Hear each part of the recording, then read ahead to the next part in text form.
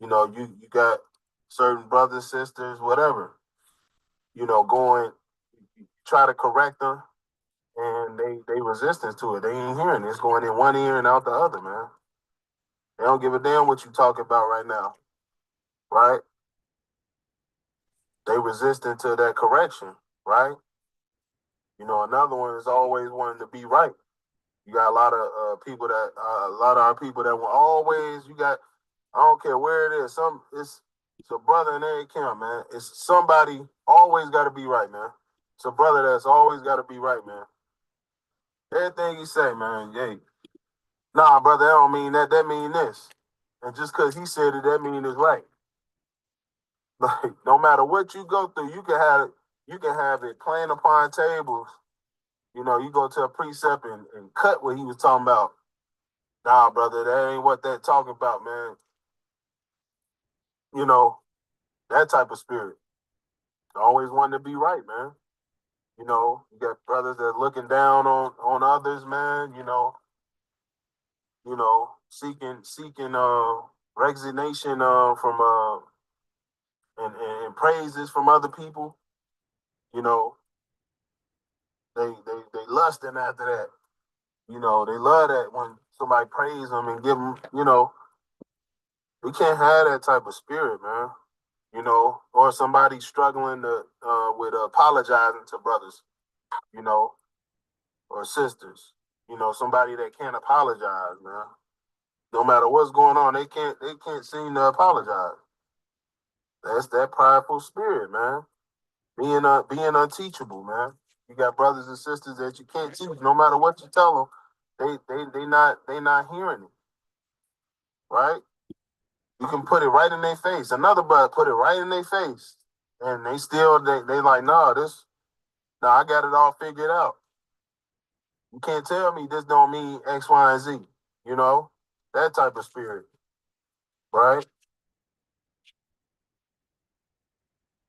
And then you have people that's unwilling, traits that's unwilling to serve or help others. Lack of gratitude. You know, someone that likes, the what is it?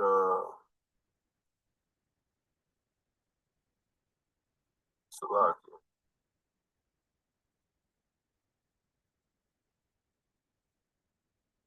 All right, man. So that's it on that. But yeah, man, you can't have that spirit on you. If that spirit's on you, you need to purge it out of you, man. Right?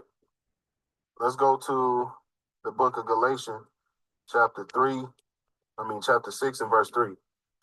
For if a man think himself to be something when he is nothing, he deceiveth himself.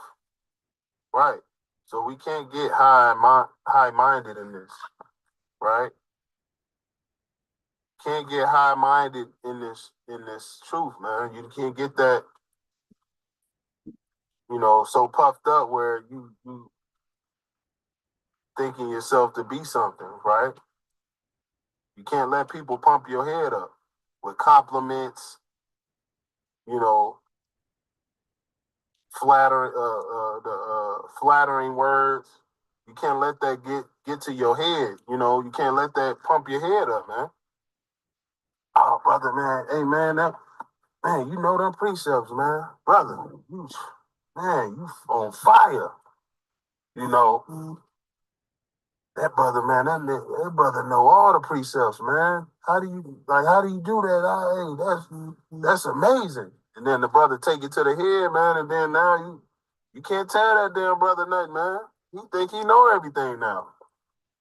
You didn't pump them up, man. You gave him compliments, you know, flattering words. Hey, he taking that to the head. And isn't that sad? Isn't that a terrible situation where a brother would give you a compliment and you take it as, you know, you go see your head, as the song goes, don't let go to your head now. You know, it's unfortunate. And then pride starts to begin, and pride is something, and envy. Who can fight against envy, you know? All right, so let's first give all praise, honor, and glory to Yahweh Ba'ashem Mashiach, Yahweh Shai, Yahweh being the name of the Heavenly Father, and Yahweh Shai being the name of his only begotten Son, who the world ignorantly calls Jesus Christ. Kwom Yashala, rise Israel, we got next. All right, double honors to the elders, paved the way and continue to pave the way in these last days, breaking down the dark sayings, precepts, all the amazing prophecies happening right now. Shalom, shalom, sis. You know, all the amazing things happening right now. It's a beautiful thing, and we're gonna talk about it. Okay, so that's what the wisdom Wednesday wake up call is all about. Is all about um the tying current events to biblical prophecies. Okay, and we have a lot to talk about this week, so we're just going to get started off top. Um, let's get to Psalm chapter 41 and verse 7. Before we start, of course, I'd say Fair Use Act, Fair Use Act. This video is protected by the Fair Use Act. It's teaching, it's a lesson. This video is for educational purposes only. Okay. So with that in mind, let's begin. Now, this particular lesson is called Shower Posse. Now you're like, what is the Shower Posse? Who is the Shower Posse? Right? Now let's get a little background on what I'm talking about, what you might think I'm talking about. Hmm. Okay, the Shower Posse. Shower Posse is a Jamaican gang started by Lester Lloyd Coke, which is involved in drug and arms smuggling. His homes in Tivola, if I'm saying that, Gardens in Jamaica, has several North American branches. North American branches were founded by Vivian Blake in the Canadian city of Toronto, Ontario. The gang operates in expert Jamaican communities in the U.S. states of New York, New Jersey, Pennsylvania, and the city of Miami, Florida. Now, you might be thinking, boom, okay, that's what we're talking about. We're talking about the Shower Posse, right? If you're born in or alive during the 80s and 90s, when they were operating, they would hop out of um, uh, like rider trucks and just spray the block. They would hop out. Everybody has a M16 or not M16, but like a Uzi, and they shoot hundreds of bullets out there, and taking over drug territory, so forth and so on. A lot of criminality involved, right? But there's a new shower posse, believe it or not. And I seen this video. I said, man, no way this is true. No way this actually happened. But it did. And we're going to talk about it. All right. So let's begin with the lesson called Shower Posse. All right, this is Psalm chapter 41, verse 7. All that hate me whisper together against me. Against me do they deceive my hurt. An evil disease, say they, cleaveth fast unto him. And now that he lieth, he shall rise up no more. Yea, my own familiar friend, and when I trusted, which I which did eat of my bread, have lifted up his heel against me. It be your own friends. It be the people that you grew up with your entire life. It be people that you think like, oh man, it's my ride or die. Um, you know, all for one and one for all, right? And then they turn around and snake you, and it's messed up. And that's what Ari was bringing out just now about pride. And you can give somebody a compliment, they just run with it. You can say, yo, you're my best friend. They're like, oh wow, I could take advantage of this person. Um, I saw a video where somebody talked about Columbus and his words. He made his own diary, and that's where a lot of people get the information from of what Columbus actually did in this country. It was really diabolical. It was his own words. So, um, he says how yeah, these Native Americans, they're very trusting. They'll give you anything you ask them for. You ask them for water, ask them anything they have. They don't own anything. They'll just freely give it.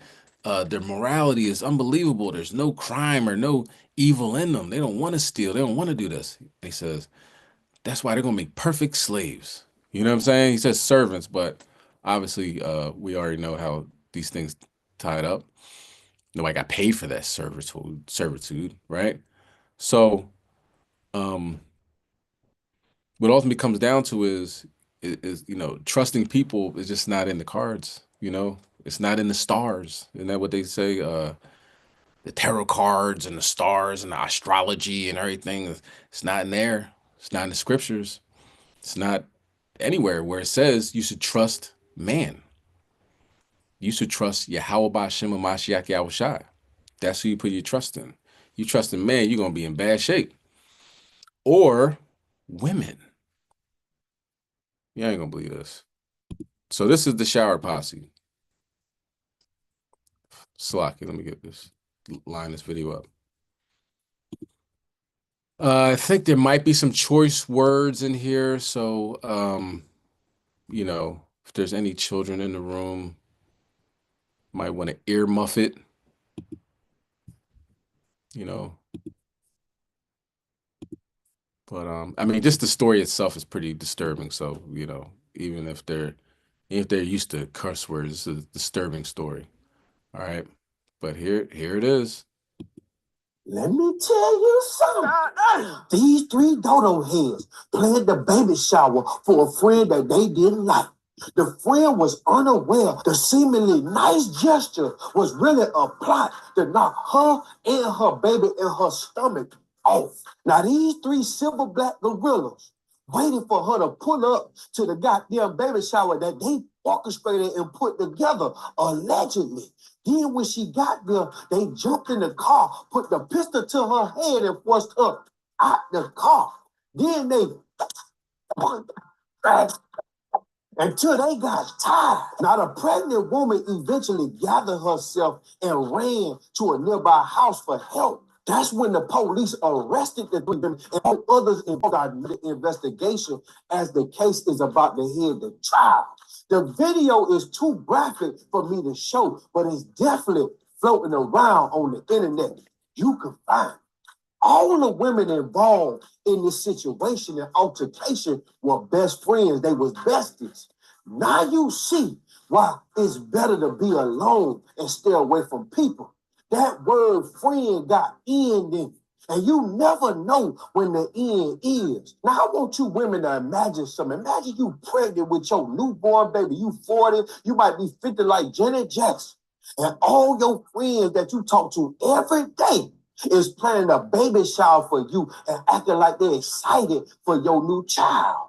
You get all dressed up, makeup done, got your roach leg eyelashes on, lip fillers, everything done. And then when you pull up, it's three Zeus Network pit bull cane corsos waiting on you to get outside the car so they can jump on your ass. Imagine that. If you a man, imagine this. Imagine your homie inviting you out to a game and get a goddamn drink. And the whole time, you don't even know this man plotting for you to get robbed when y'all leave the bar. That's why my circle be real small. In fact, it ain't no circle. It's a goddamn dot. Period. I don't got time for jealousy, envious frenemies that secretly can't stand you because you blessed and they stressed. You see the girls in these photos? Friends that look like them are always jealous of the pretty friend. If you a man getting money, all your broke friends secretly can't stand you and they want your money. They'll do anything to get it from you because the root of all evil is being broke. Think about what I'm saying.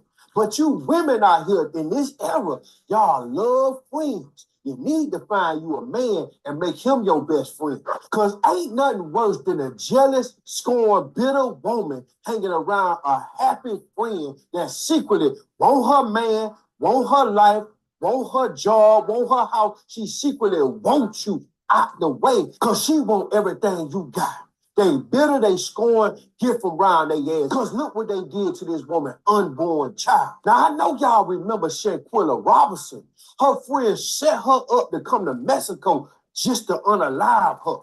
Her family knew the friends. They knew where they stayed at. They knew where they came back when they came back from Mexico. When their child ain't come back, they had evidence, but due to the Mexican laws, they couldn't get American justice. If this was my family member that they did this to, it'll be no mug shots. It'll be 3 funerals, 3 obituaries, and 3 goddamn body bags, because ain't no goddamn way.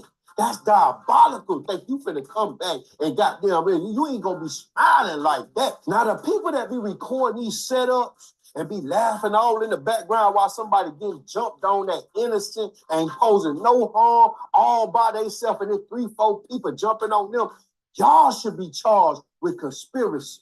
And the sad part, in this video, when y'all go look for it and find it, is a man. It's men in the background recording the video of the goddamn lynching.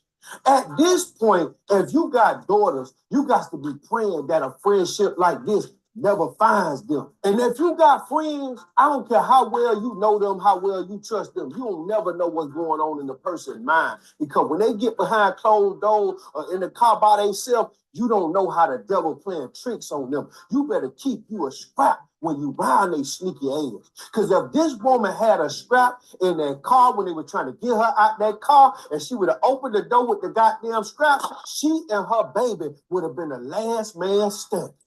I pray the baby pulled through, despite the rumors that's going around on the internet that the baby didn't make it.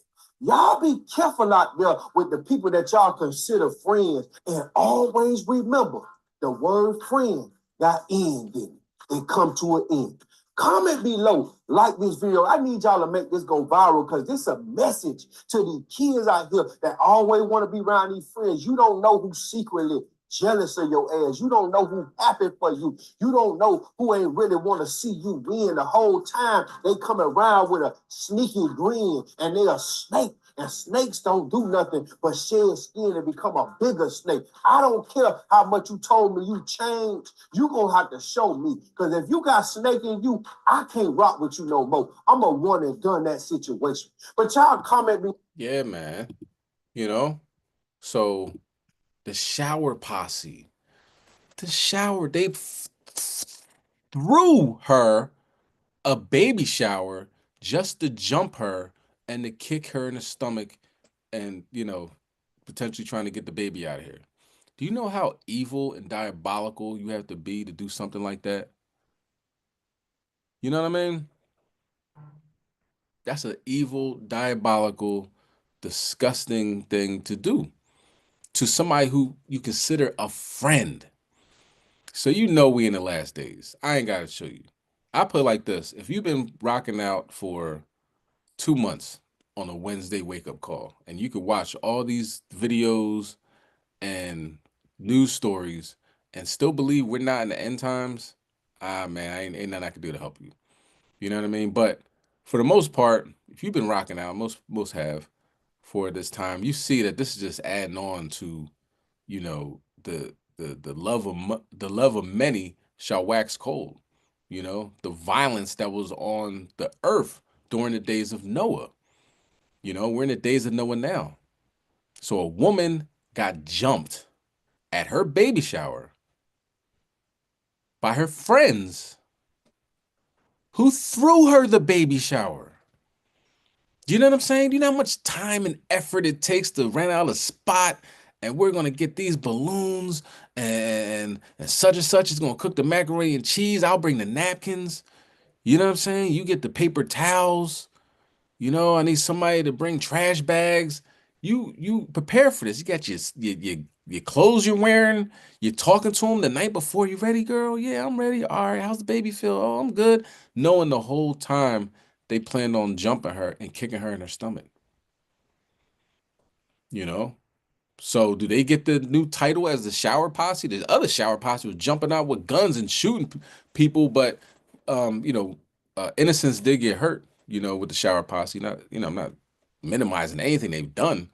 They will shoot at another gang to get a drug block.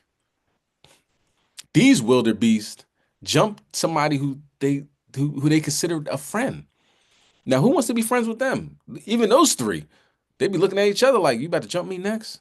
You gonna invite me to your birthday party and you gonna beat me up? What you gonna do? You never know what somebody's thinking in their mind. Like the brother was saying, you never know how Satan is weighing on people. So Satan obviously was weighing on these three these three women, you know what I mean? And you see the results, you know. But yeah, we're in the last days. These things are gonna happen. You know what I mean? Just gotta be prepared and stay far away from people like that as possible. You know what I mean? If they ain't following the law, statutes, commandments, that means they are subjected to anything. Because even people that are following the law, statutes, commandments have the Satan working on them. But if you ain't even trying to do nothing, man, listen, you got to be by yourself, on this trip. All right, so that was the top story. Now let's get into chariot news. All right, let's get Baruch 5, verse 6.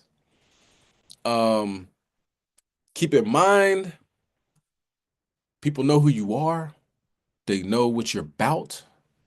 They watch you, even though you might, you put up a post or status or something and it gets zero comments, likes, dislikes, anything like that. But trust and believe they're watching. Okay, and I got a story about them watching. Well, I'll tell a little bit later.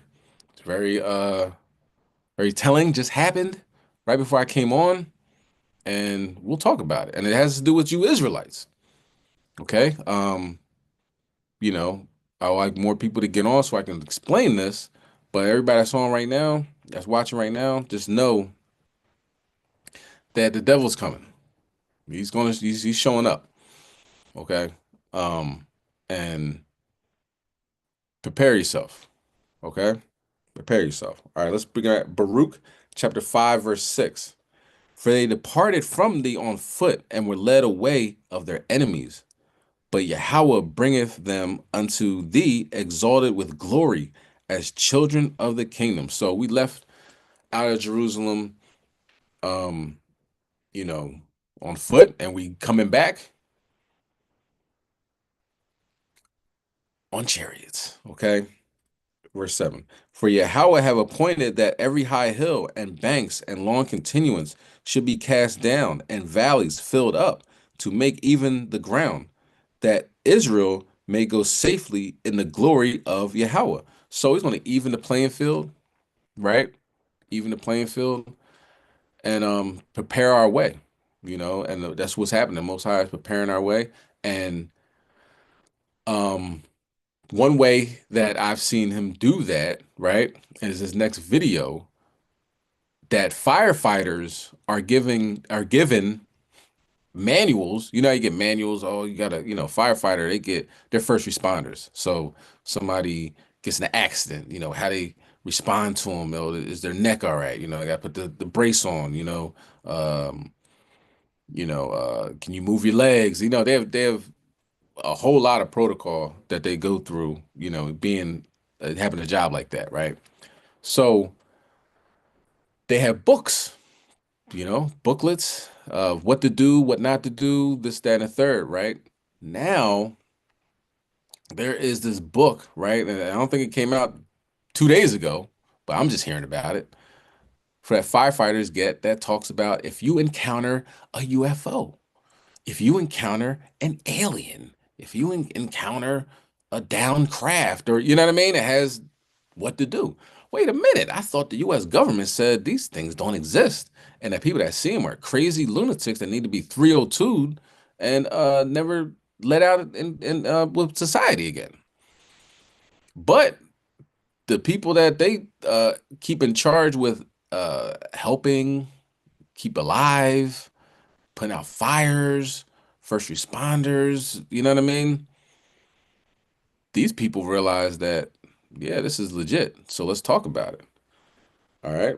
And that's what we're going to do. We're going to talk about it. Verse, what's that? 7.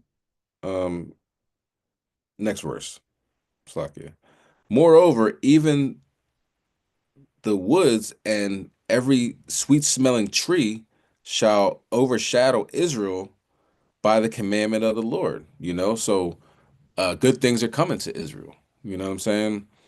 Um, and if you've been watching long enough, you know that we talk about the rain that's falling down. Even right now, the rain's falling down in Jordan, Israel, big flood in Israel. We'll talk about that, and in Jordan.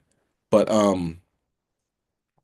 with all this rain in the desert, it's growing trees and plants and who knows what else. So what happens to the trees and plants? They get pollinated. There's bees, and then here come the animals and the sheeps and everything that eats the vegetation. And hold on, it's not the desert anymore. It's like the Most High is preparing for the kings and the daughters of Zion, the rightful owners, the rightful occupants of the Holy Land, the land filled with milk and honey, flowing with milk and honey, preparing our way. You know, we might not have to eat dirt in the wilderness because the Most High looked like he's growing orange trees and banana trees and, a whole bunch of vegetation in the desert. So that's happening right now. All right, let's continue on. Verse 9, for Yahweh shall lead Israel with joy in the light of his glory, with the mercy and righteousness that cometh from him. All right, so do you want to see glory? Do you want to see some amazing things? These chariots are amazing. These chariots are salvation because guess what? They can't be stopped. No F-16, no F-35, no anti-tank missile, no anti-aircraft missile. Nothing can stop these chariots. Okay? Let's watch this next video. We tell them, don't touch, don't come in contact with, isolate, be friendly, be solicitous, display no hostility, and take very good precaution that we do not become involved if we do not have to. William Kramer is a district fire chief in Cincinnati, Ohio, who has literally written the book on what to do in the event of a UFO crash.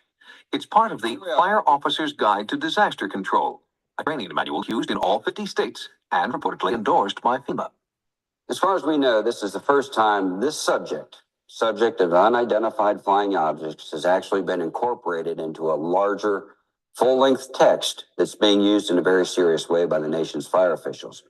But why does Chief Kramer believe that a chapter on flying saucers is essential to his disaster training textbook? One of the reasons is the obvious real panic that exists when people feel they're being threatened by some unexplained phenomenon, including UFOs. It's very possible that an alien visitor could wreak some sort of havoc on a given populace. When sightings ask FEMA, the Federal Emergency Management Agency, to comment on the manual's Chapter 13, the UFO chapter, their response was typically terse, stating FEMA does not endorse or embrace the information in that chapter. But Sightings has learned through FEMA's own disaster defense planning guide that the agency not only assigns Chapter 13 of the Disaster Control Manual as required reading, but also tests its own disaster officials on its contents. One of the reasons there's probably a government cover-up is that the whole world order would change if we suddenly realized we are not alone. Our entire social order is based on the fact that we are the whole sum total of life's existence right here on this planet. After an exhaustive search, the only official document we've found that acknowledges the potential threat of UFOs is this: a firefighter training manual endorsed by FEMA. I think that this is the first time the subject of unidentified flying objects has been included as a serious subject in a larger technical manual. Most of the information in this chapter is borrowed heavily upon some Defense Department documentation that explains what to do in the event of an encounter with an alien being. Since 1947, there have been over 26,000 reported sightings of UFOs in the U.S. alone. The number of sightings that go unreported is estimated to be over 15 million. Sounds like something out of a movie. UFO encounters here on Earth. But that's exactly what firefighters are now training for. Only on ABC 15, Christopher Stein shows us the disaster guide you'll be talking about. Sightings like the Phoenix Lights have generated questions and made believers out of skeptics. And this 600-page guide may lend credibility to UFOs. It's the Fire Officer's Guide to Disaster Control and said to be found in firehouses across the U.S. The book covers everything from fires to floods, but it's chapter 13 that takes an unusual twist in firefighting techniques titled Enemy Attack and UFO Potential. It would not be remiss to give some thought to the part that fire departments might play in the event of the unexpected arrival of UFOs in their communities. The book, written by 2 retired firefighters, addresses what first responders could encounter. You may have engine trouble upon approaching the scene, and radio contact could be lost with your dispatcher. If at night your headlight could go out, the city could be blacked out, and your portable generators may malfunction. No, this took me by surprise.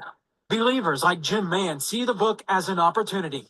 This is a real phenomena that we should deal with. We should deal with seriously. So, is it for training purposes, or is it enough to warrant a UFO education red alert?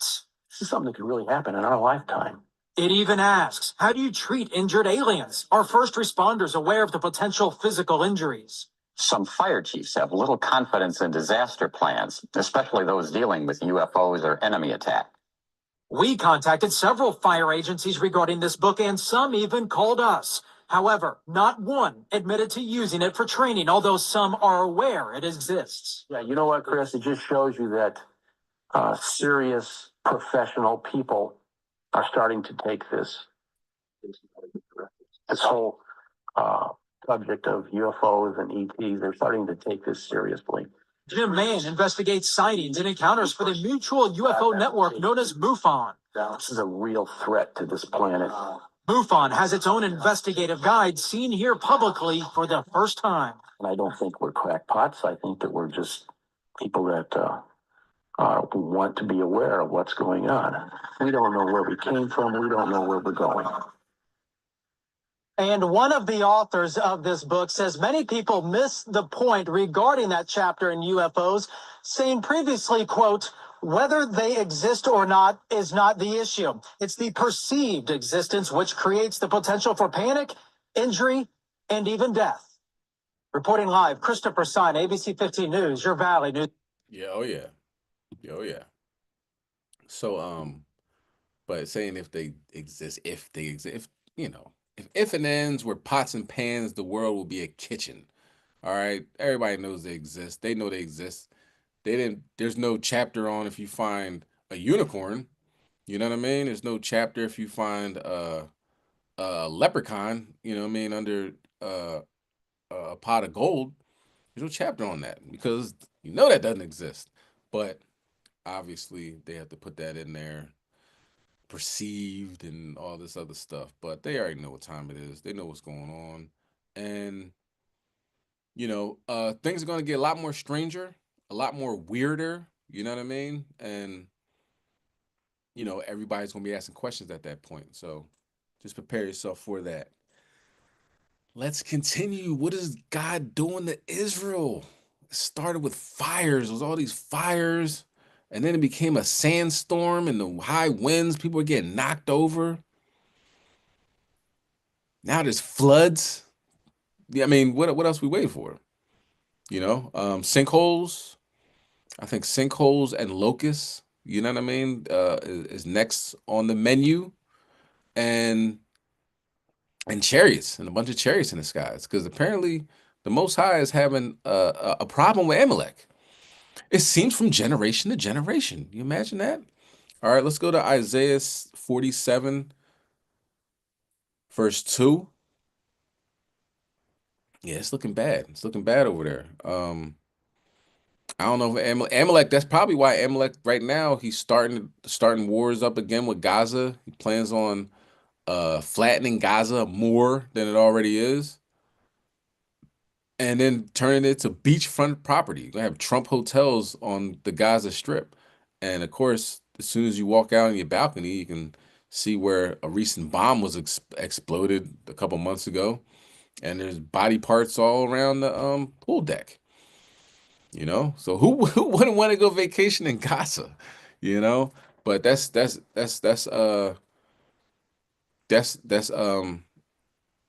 so-called white man. He's into that. He'll probably go there with his little equipment and trying to ghost hunt. And yeah, I heard, a lot of activity over here. It's where 30 children got killed in a bombing in a school. Like Esau be getting hype, freak for them Jones. You know, he's really excited.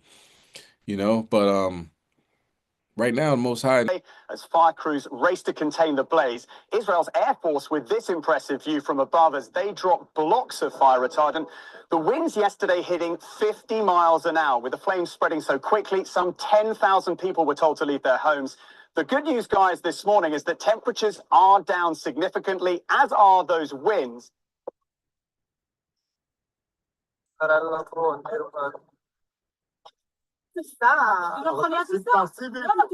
אני נוסע, תעשי וידאו. יש וידאו, תעוף. תראי מה זה, ערבי. אם אתה לא טס מהר, אני הולך אותך. אנחנו בתוך האש. למה לא? היה אסון, התפוצצו. מה זה? שיעצרו אותם כמה, הנה. For everybody that's on Clubhouse, that is the Israelis, Revelation 29ers, if you will, that are driving by a massive fire on a massive fire on the side of the highway and crying and pleading. Let's continue.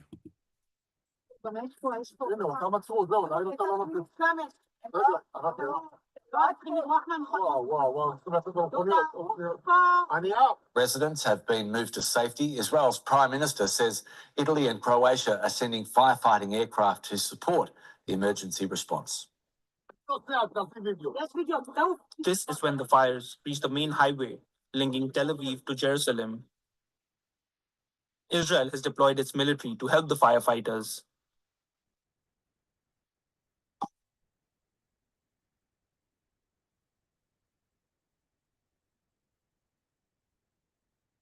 Dozens of teams, aircraft, and helicopters have been trying to control the flames,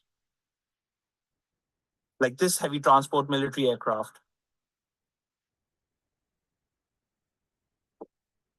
But the blazes show no sign of slowing down.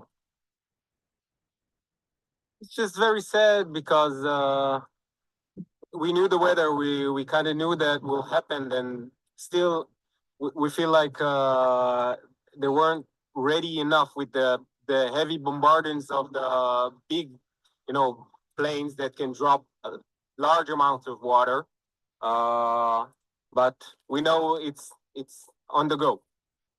A lot of police and firefighters arrived, but it didn't really help. The fire had already taken over the whole area, as you can see behind me. Israel's Prime Minister has declared a national emergency.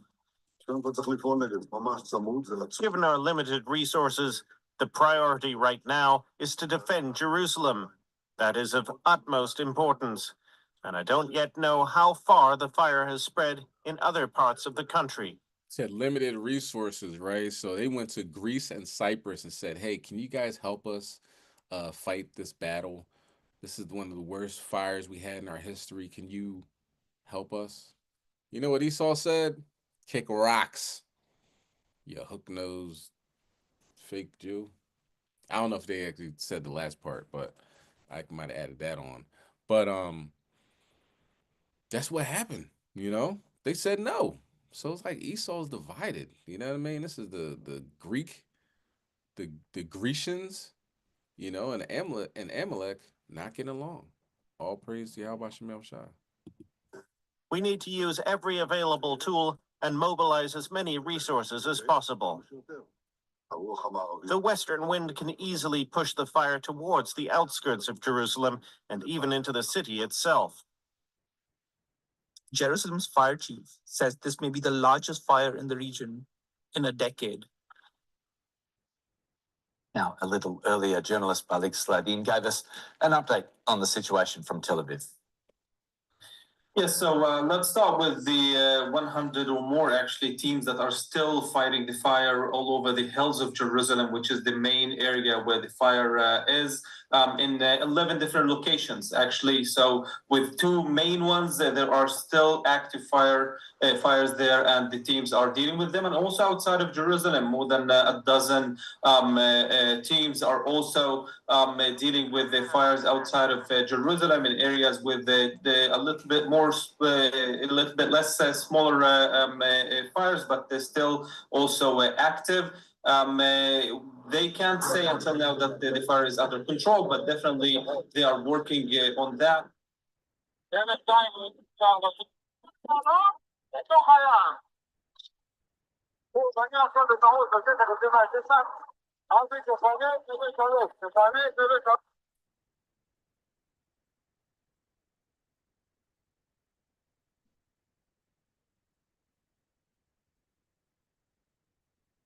Rally authorities say more than 2,000 hectares have been burnt in the last 2 days.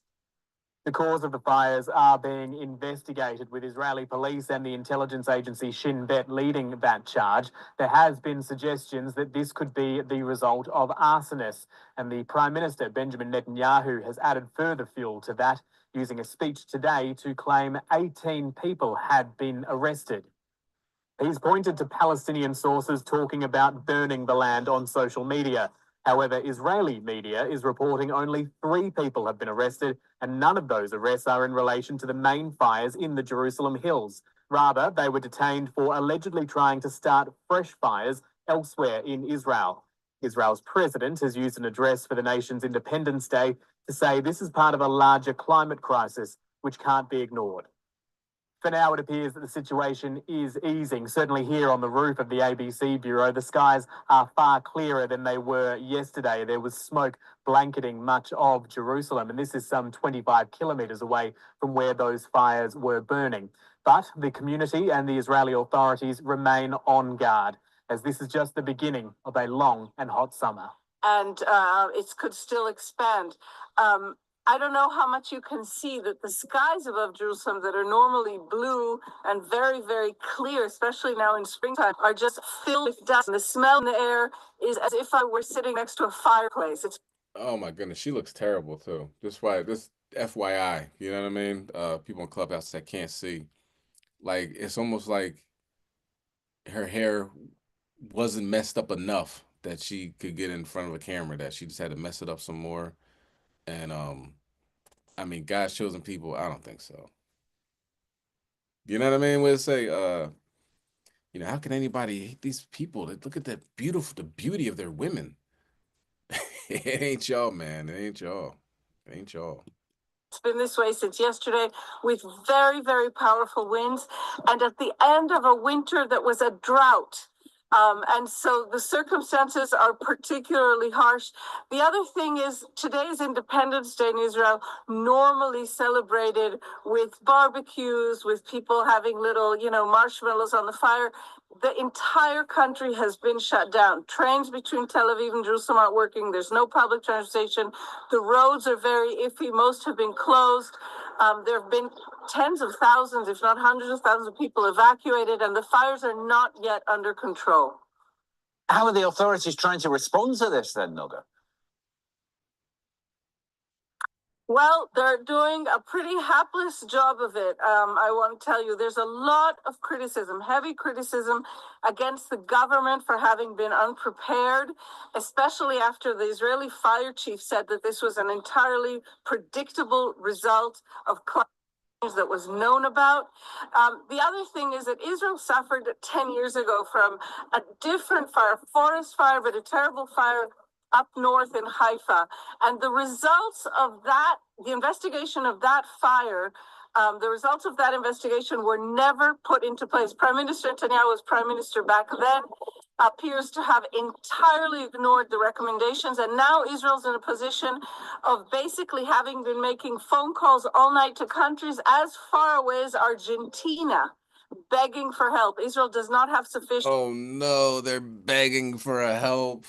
Did they call over here? Did they call the real Jews?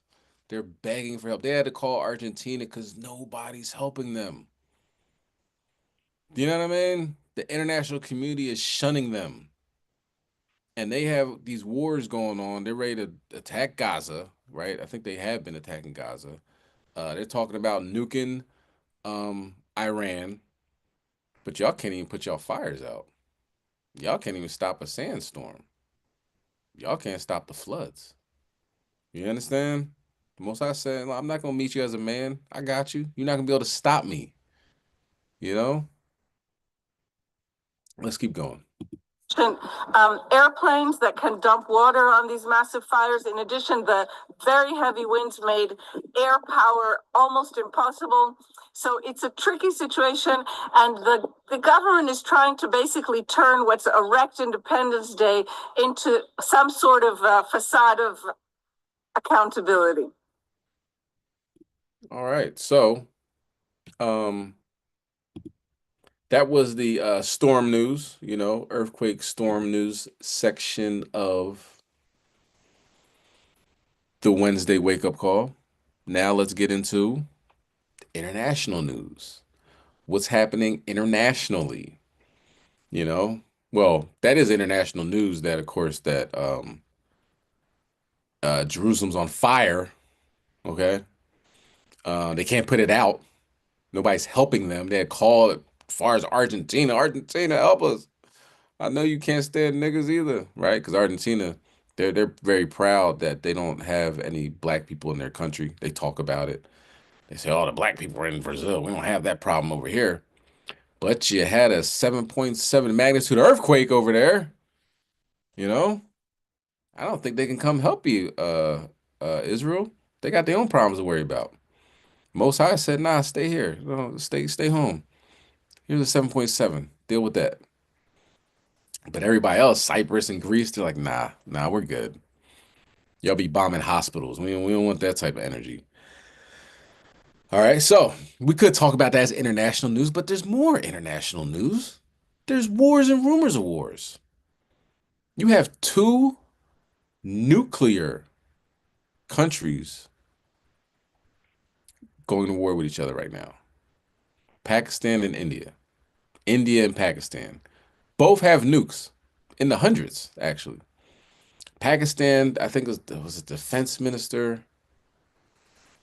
All right, Salakia, let me check this out for. I don't want to say anything that's untrue, right? What was that guy's name? Give me 1 second, y'all.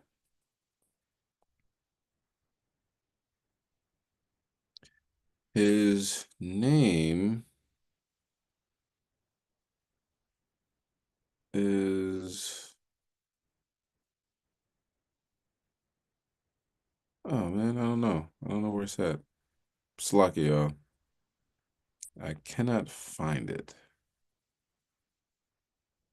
But anyway, give you a gist of what he said. What he said was, oh, here he is. Pakistan minister Hanif Abbasi openly threatened India with nuclear retaliation, warning Pakistan that they have 130 nukes aimed at you. You see these nukes we got? They're all for you. We're not for anybody else.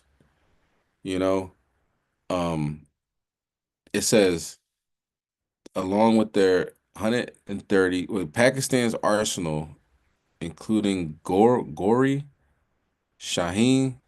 I don't know what these are different missiles. Um, Gazniv. I'm saying that wrong. Missiles, along with 130 nuclear warheads, has been kept only for India. That's what the minister said. Pakistani minister said, um, and that was in late April, right before everything popped off. And now they ended up shooting missiles at Pakistan. So Pakistan got to look. Y'all said y'all have all these nuclear missiles for everybody. You got all the smoke. Then let's see it. You know, let's see what you got. You know, is there any toughness behind that talk? We're gonna see momentarily. Let's go to Joel 3 and 11. Let's go to Joel 3 and 11. God is not mocked. Play with him if you want. But of course, we understand that they had our ancestors in captivity. We understand that, correct? They had our ancestors in captivity. So the Most High got something for them. they about to nuke each other. That's Elam on Elam crime. You know, I swore Pakistan. I thought Pakistan, I ain't gonna lie, was more of a country full of Ishmaelites. But apparently, they're a bunch of Elamites in that joint. You know, they follow Islam, but who doesn't over there, right? I mean, come on. It's like, yeah. All right, let's continue on. Joel chapter 3, verse 11. Assemble yourselves and come, all ye heathen, and gather yourselves together round about, hither cause thy mighty ones to come down, O Lord. So they're getting together. All these tough countries. I mean, Pakistan and India, these are major countries. India has like 1 billion people plus. You know what I mean? Pakistan is a large country, you know. So these mighty countries, they're so powerful and have the military might, are fighting against each other. Had us in captivity, they're about to kill each other. All praise to the Most High.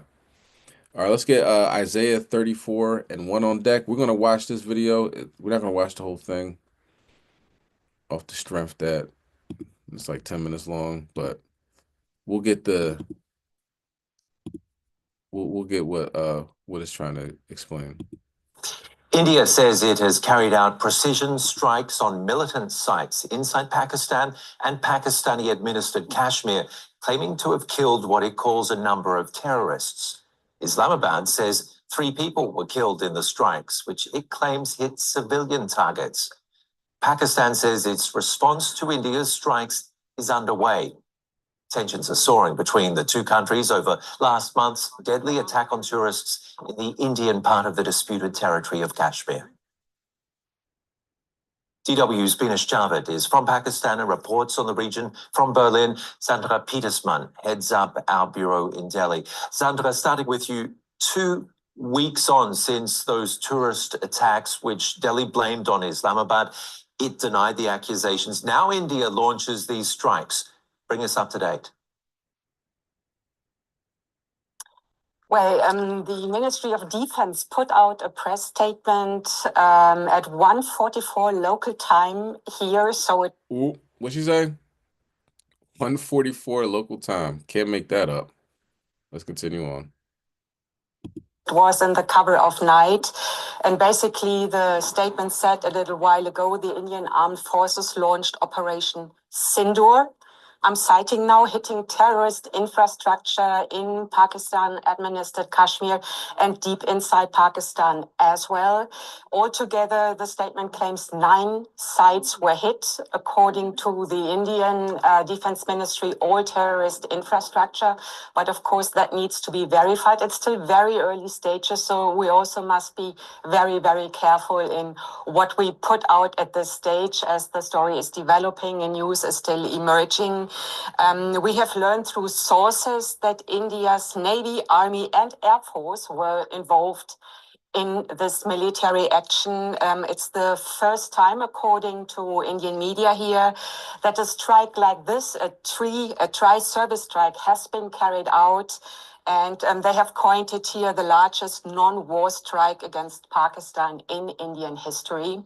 And media here are emphasizing that missiles were apparently used by all 3 forces of the Indian Army. And the defense minister here, Rajnath Singh, has put out on X, formerly known as Twitter, just a few words in Hindi, which translate to long live India. And if we look back at the messaging of the Indian government right after the ghastly attack on April 22nd, the messaging was clear throughout that there would be a revenge. And what we see now is the kind of revenge that India's government has promised to the public here.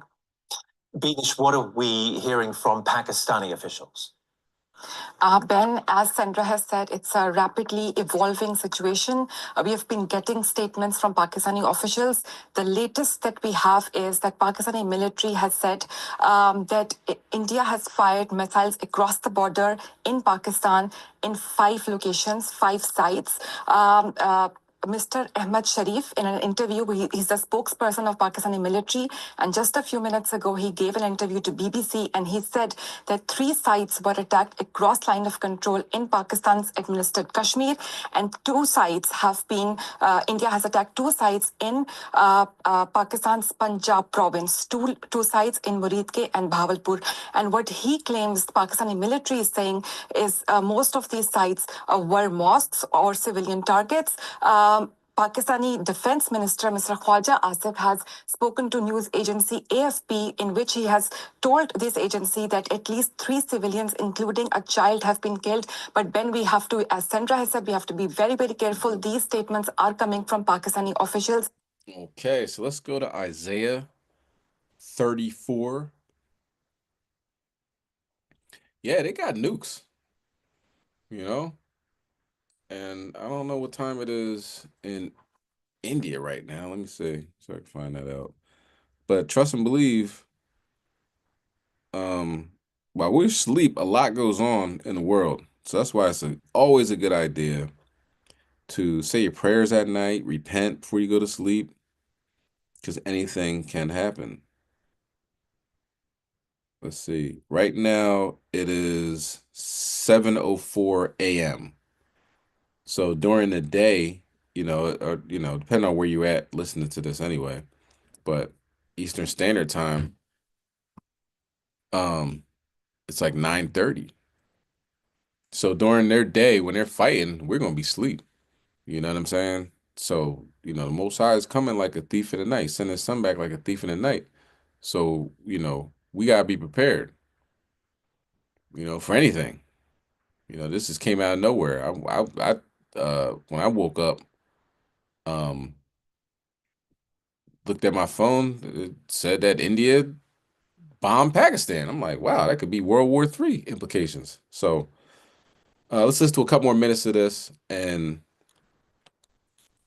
we'll move on. But let's read Isaiah chapter 34, verse 1. Come near, ye nations, to hear, and hearken, ye people. Let the earth hear, and all that is therein, the world, and all things that come forth of it. For the indignation of the Lord is upon all nations, and his fury upon all their armies. He have utterly destroyed them. He have delivered them to the slaughter. Yeah, so right now they're saying that it was just a couple civilians, whatever, but they're also saying that planes were shot down, or jets rather were shot down, and that Pakistan has been building their artillery on the border. Let's continue on. Verse 3, their slain also shall be cast out, and their stink shall come up out of their carcasses, and the mountains shall be melted with their blood. Yeah, God has um God has a plan for these heathens, and it ain't good. You know what I mean? It's good for us, but for them, not so much. Let's listen to a couple more minutes and we'll move on. And we cannot independently verify these statements. Pakistan has also called Indian attack an unprovoked attack and attack on Pakistan's sovereignty. We linked the Pahalgam on 22nd in it administered Kashmir to Pakistan. Pakistan had denied that allegation. So, Binish, what about the response from Pakistan? So, what we are hearing is that a retaliatory response from Pakistan is ongoing. Pakistani Prime Minister has said that a robust response is being given to India. I'm quoting him. He has also called Indian attack, I'm quoting him, cowardly attack. And he has also said that Pakistan has every right to give robust response to act of war from India. But we know that after April 22nd Pahalgam attack, when India linked the attack to Pakistan, there were these fears that India may carry out some strikes or some sort of military action in Pakistan. What we are hearing is that this seems to be we were not expecting, or officials in Pakistan were not expecting, or analysts were not expecting that this would be, this is considered a big attack from the Indian side. And Pakistan has vowed to respond. And Pakistani Prime Minister has said that this attack as of now is ongoing. All right, so they will respond. We're waiting patiently for that response. It could actually happen already. I ain't gonna lie, but I'm not 100% sure. Haven't checked the local. Let me see. Someone just popped up. 1 second. Notifications coming out of Pakistan. Multiple air traffic routes are unavailable between Lahore and Islamabad, while India continues to keep routes unavailable across the western sector of Pakistan. So they have like no fly zones and everything's pretty much shut down. And today, ironically enough, India had a test of, their response to bombings and stuff like that, which is what a coincidence. You bomb Pakistan, then the next day you already had a planned attack simulation drill. Had nothing to do with what we plan to do anyway. So when they say we have drills and stuff like that, you got to keep your eye open for that. Um, uh, what's it called? Also, another tidbit. William Cooper, that wrote "Behold a Pale Horse." He said, "Patriots don't be home on Christmas and Thanksgiving. That's when the government knows you're there and they're gonna come snatch you out of your house." Which, for us, we don't care about no Christmas or Thanksgiving, but it's something to think about. Like they do pay attention to where you at, where you going, where you're going to be, and you know what I mean. They act accordingly. Situation happened to me today. I'll go into that later. All right, let's go to Habakkuk chapter 2 and verse 8. All right, so what's going on right now? Now this is Trump talk. All right, let's talk a little Trump. We could talk about Trump all day long, and I'll be here until 5 in the morning. There's a bunch of stuff to talk about with him, but pick something that may or may not be the most relevant, but that's how the Spirit led me. You know what I mean? And one thing that is important is that America is losing greatly. You know what I mean? America is always used to witting and telling people to sit down and shut up, and they listen and they cower in the corners. Now they say like Iran, you're not allowed to have any weapons of mass destruction. Iran's like, all right, that sounds good, but I'm going to do it anyway. You know, you say you're going to take away my nuclear weapons. No, you're not. No, you're not. Stop. You have no chance. Let's continue. Okay, let's go to Habakkuk chapter 2 and verse 8. America's falling apart. Because thou hast spoiled many nations, all the remnant of the people shall spoil thee. Because of men's bloods and for the violence of the land of the city and and of all that dwell therein. America's a bloody place, always punching people in the face and taking their gold, you know, throwing people off the side of mountains and stealing their resources. That's what America does. All right, verse 9. Woe to him that coveteth an evil covetousness to his house, that he may set his nest on high, that he may be delivered from the power of evil. So, of course, Esau, everything he got, he stole. You know what I'm saying? Not working hard, not putting in overtime, from stealing land and saying it's a dynasty. I mean, it's destined for this, manifest destiny that we steal this land. This is God want us to have this. Thank God that we can steal and kill and do all these terrible things to people. You know what I mean? They believe that. You know what I mean? And it's bad things on its way. Actually, bad things are here. It's only gonna get worse. All right, verse 10. Thou hast consulted shame to thy house by cutting off many people, and has sinned against thy soul. So America's cooked. It's only a matter of time. Let's get Second Ezra, chapter 6 and 22 on deck, and let's watch what's going on. What is happening? Skip this video, and here we are.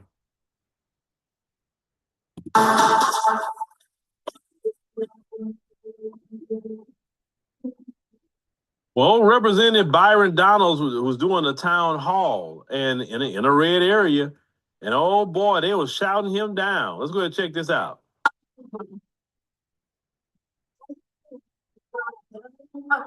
They're providing their finance. Congress has to weigh in. They're firing people. If you're just upset because Donald Trump is Elon Musk doing it, that doesn't make any sense. We have to make sense. We have to. So, for everybody on Clubhouse, Representative Byron Donalds is trying to have, I guess, a civilized conversation. Ain't nothing but Edomites in that room. This town hall meeting, and some are getting up and leaving, and they're just yelling at him, and they are not happy. This is not what I voted for. Let's continue. You see what's happening across the board with the folks? It don't matter if they are Democrats or Republicans, they're suffering. They're suffering a lot of job loss because a lot of white folks work for the federal government. A lot of them. The majority of the federal government workers are white. They're not black. Okay? All these cuts that Trump is doing is hurting them. It's not hurting us. Look, we used to losing jobs as black people. We lose jobs on BS. It's like, oh, well, Darnell, we're going to have to let you go today. Like, for what? Well, just, we had some reports. Like, all right, man. When I'm gonna get my last check, man. That's all we handle it. We ain't crying, we ain't tripping. You be like, what happened, man? They let me go today. For what? They talk about some reports. Like, I don't even know, man. Who cares? Let me go ahead on and try to find me something else. So, I get my check this day or whatever. Let me go ahead and pay my bills up, much as possible. And while I try to hustle. I said, man, let me get up on this Amazon Flex, man. While I find something else. That's just kind of how we move with black people. We don't be crying. We don't be in no town hall talking about they firing people. We don't do that. We just do what we got to do and keep paying our bills, man. You know what I'm saying? So I'm just kind of laughing because the folks are not getting a little taste of what we had to deal with, and I love it. I love it. They need to get a full taste of what this country has done to FBAs. A full taste of it. They need it. Because you know why? The whole time we told them these things are going on, oh, y'all just being lazy. Oh, y'all don't want to work hard. All that. So now stop being lazy. Maybe they fired you because you weren't working hard, right? They wouldn't just fire you for no reason, right? So I have no sympathy for none of them. No sympathy. I don't want to hear the crying. I don't want to hear none of it. Be quiet. Because if you didn't have sympathy for us, then... We turn now to a man who survived. Okay, Slovakia. Don't want to jump the gun on that one. That's a good one, actually. So look at the perfect storm. Trump came in, hit the ground running. I'm going to fire everybody. Elon Musk doing a Nazi salute. They're like, oh, man, it's going to be a rough 4 years. But then we started realizing he's firing DEI people, right? I'm like, damn, that's probably Jake, right? Then looked at it like Jake is at the bottom of the barrel when it comes to DEI hires. It's usually Edomite women, Edomite men that's in the military, Edomite men that are LGBTQ plus, Asian, you know what I mean? Moab, Elam, you know what I mean? And it goes down the line, and then it's us. So, and then when you look at the town hall meetings, and when you look at they have protests, DEI protests. These the people that got fired from their DEI jobs, and they're all Edomites. Whoa, look at that. Touche. You know what I'm saying? The Most High say you're going to dig a hole, and you're going to fall in that hole. So now, let's fast forward to what's going on today. Not only did a lot of people get fired, that D.C., the District of Columbia, where the president stays, they actually had one of the highest unemployment rates in the country, if I'm not mistaken. Like at that time, like that month, everybody was getting fired. So everybody was going on unemployment. Crazy, right? Now he did this thing with the tariffs, and it wasn't just China. He did tariffs on Canada and Mexico and the EU, all our friends and allies, America, friends and allies. And now they're saying, they're going to be bringing in the boats. There ain't going to be nothing on it. You know, there's shipping containers that they're just stuck there, stuck at the, there's cargo ships, or the ships that bring them over are just floating at sea. They have nothing to do. So that means that's all the stuff that's gonna be on Walmart's uh shelves, Target, pretty much everything in your house is made in China. So look at everything in your house and say, I paid $100 for that. That joint's gonna be $700 tomorrow. Maybe not 700, but you get where I'm going with this. Uh, Price is gonna be astronomical, not be able to afford it. So this is where we're at. The Most High God is destroying this place. Let's get 2nd Ezra 6:22. And suddenly shall the sown places appear unsown. The full storehouses shall suddenly be found empty. So you go into the store, you're like, oh man, we're good. Look at all this. And it says some victuals will abound. So you go in there, you see some Doritos, you see cases of Pepsi. You're like, oh man, everything looks full. But just like in COVID, how they strategically will place things, like all the stuff that never goes bad is out there in the forefront. You're like, man, this thing is packed. But when you go to like get meats, when you get stuff that, some fruits and vegetables or whatever that might be coming in, avocados coming in from Mexico, that avocado might cost $17. And the avocado is gonna go bad. So back in COVID, you had to like really look at the date of when it went bad, because I suspect that they was erasing those joints and pushing it back a little bit, like, oh, it's not completely rotted, so you will get food. I know y'all remember that. Y'all get some food and like 2 days later it's rotten. You're like, what in the world? That's coming back. Okay. So that is Trump talk. He talked himself into a hole that he cannot get himself out of, and America is sinking along with him. So with the economic warfare, normally that ends up being to a hot war. So China, Russia, the sanctions on Russia, the tariffs on China, that's going to be hot soon. So look. We're looking forward to that. All right. So on our next segment is called the domestic violence section of the news, right? When we talk about domestic violence, talk about Edomite domestic violence. It's usually Edomite on Edomite crime. That's where we stick to. In this case, it wasn't Edomite, but the other perpetrator. Well, I'll let you have to see that for yourself. But let's get Second Kings chapter. Sorry, Second Kings chapter 2 and verse 23. We'll watch the video, listen to the video, and then we'll come back to that scripture, and it'll make a lot more sense. All right.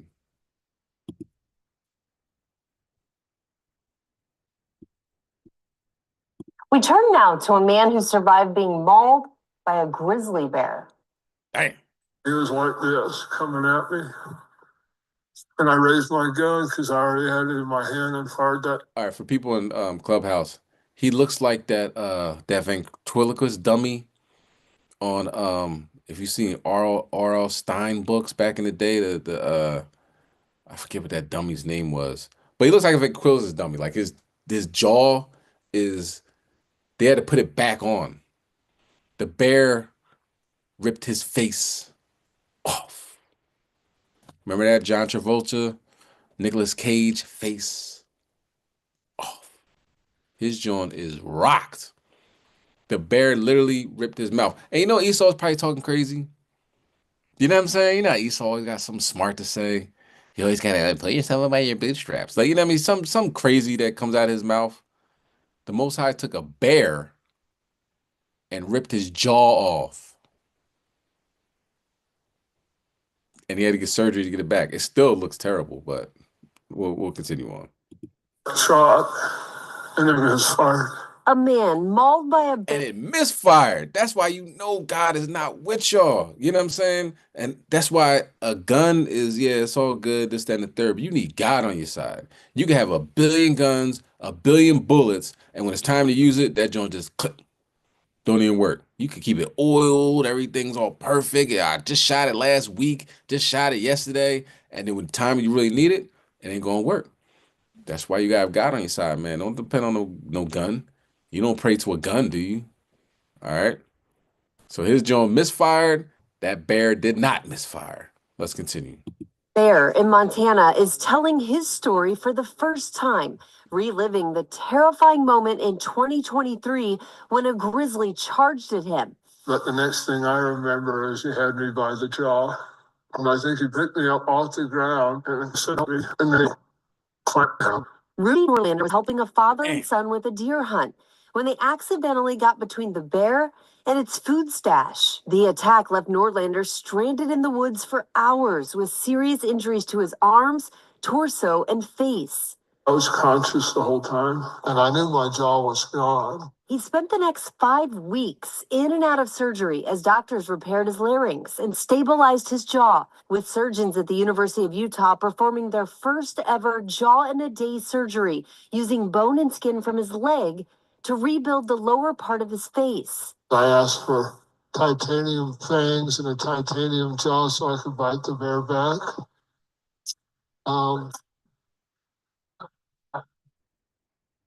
But that wasn't an option. Through it all, he stayed positive. And I believe everything happens for a reason. I believe whether it's good or bad, that it's there to teach you a lesson. I was expecting to win the lottery or a sweepstakes, not get attacked by a bear. And he kept a sense of humor as well. Yep, keep laughing, chucklehead. The interesting part about that is he's saying he thought he's gonna win the lottery or whatever. Your luck's changed, Esau. That's not what's happening nowadays. I don't want you to think that this is a one off or just happened to this one person, whatever. No, this is legit. This is happening in your life right now, Esau. You can get your jaw bit off by a bear. You got to watch your mouth. You know what I'm saying? Now, where's his jaw? Did the bear eat the jaw? Did they find the jaw? Because I couldn't find the jaw. He had his jaw, if you can see on Clubhouse, but if you had to you look at it, his jaw like one big lip. It's like his lip was a husky. You know what I mean? Now they laugh at us. Oh, look at the big lips, big lip baboon. He had a big swollen lip instead of a jaw. Yo, God is not mocked. All right, let's get 2 Kings chapter 2 and verse 23. And he went up from hence unto Bethel, and as he was going up by the way, there came forth little children out of the city, and mocked him, and said unto him, Go up, thou bald head, go up, thou bald head. And he turned back and looked on them, and cursed them in the name of the Lord. And there came forth 2 she-bears out of the wood, and tear 42 children of them. What most I say, the heck with them kids. You know what I'm saying? How dare you disrespect my prophet of mine? You know what I mean? Started talking about his hair, and he sent the bears on him. Was the bears just sitting in the woods, like were they tearing there, just waiting for the call? Of course they were. They had a job to do. Let's get Sirach 39 and 30. Them bears had a job to do. You know what I mean? They probably went back to doing the regularly scheduled program after tearing up 42 children. But at the time, they had a job to do, just like this bear had a job to do by taking Esau's face off. Okay? All right. Ecclesiastes or Sirach, chapter 39 and verse 30. Teeth of wild beasts and scorpions, serpents, and a sword, punishing the wicked to destruction. Verse 31, they shall rejoice in his commandment, and they shall be ready upon earth when need is. So they sitting around in the woods like, just put me in, coach. Say the word. I'm looking at them right now. See all them little waterhead children making fun of your prophet. Let me know. And it was all the children making fun of him, or some of them laughing, or some not doing anything to say, yo, leave him alone, man. That's a man of God. Don't do that. I don't know. Scriptures don't say that. But what it does say is all them kids got destroyed. Did the couple get away to tell the story? I don't know. But it definitely says She Bear came out the woods and tear 42 children of them. That's a lot of kids. So maybe they was running and he swatted some of them and then came back and got them another, you know what I mean? Those two bears put in some work. All praise to the Most High, okay? And they shall be ready upon the earth when need is. And when their time is come, they shall not transgress his word. They're gonna get that, jaw off you. You know what I mean? Lift him up by his jaw. Jaw on jaw. That grizzly bear lifted him up with his jaw, biting on his jaw. That had to hurt. That had to hurt. He said it happened in 2023, and it still looks terrible. All right. So, hey man, it's domestic violence out here, man. You know what I mean? Esau getting mauled by bears in these last days. Let's get a weather update, okay? Let's see what's happening with the weather. Okay, let's get 2 Samuel chapter 22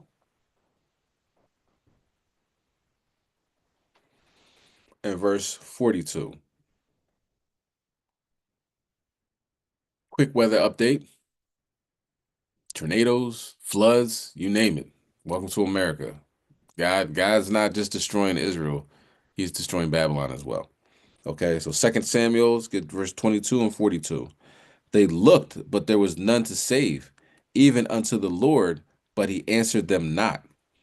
Then did I beat them as small as the dust of the earth.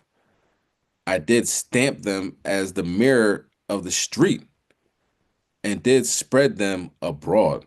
So when the Most High handles business and taking people down, there's nothing nobody can do about it. You know what I mean? And like David was bringing out, you know, there was there's nobody to help these people. All right, let's continue on. 44. Thou hast delivered me from the strivings of my people. Thou hast kept me to be the head of the heathen. A people which I knew not shall serve me. So when it starts to make sense, you know what I mean? And it already is making sense. It already is getting backlash. Okay. Already getting scrutinized, but guess what? They're paying attention. You know what I'm saying? They're definitely paying attention. Okay.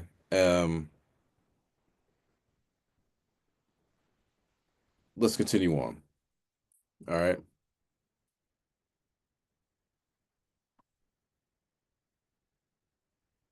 So let's see what happened in America,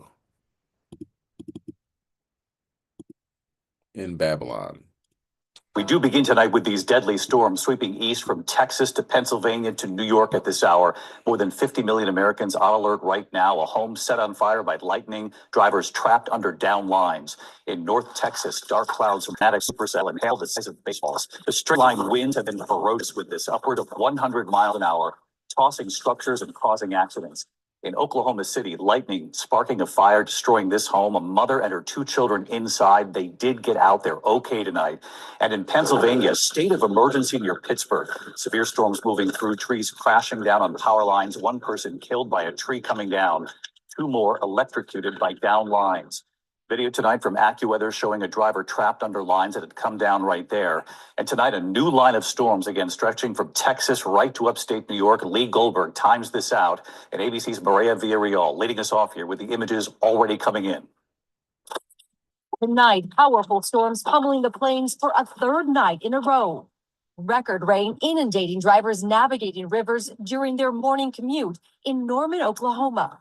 Lightning sending this home up in flames in Oklahoma City. A mother and 2 children inside at the time, escaping with minor injuries. South of their families urged to evacuate from flooded neighborhoods in Lexington. Overnight, 100-mile-an-hour straight-line winds and baseball-sized hail slamming communities southwest of Wichita Falls, Texas. Part of the same system striking Pennsylvania, knocking out power to hundreds of thousands. The Pittsburgh area hit hard, authorities in at least one borough declaring a state of emergency. AccuWeather's Monica Danielle in State College with a driver trapped under power lines. And told me it's going to be mine, but you don't have to stay in the car. He said, like, you're safe in there, stay in the car.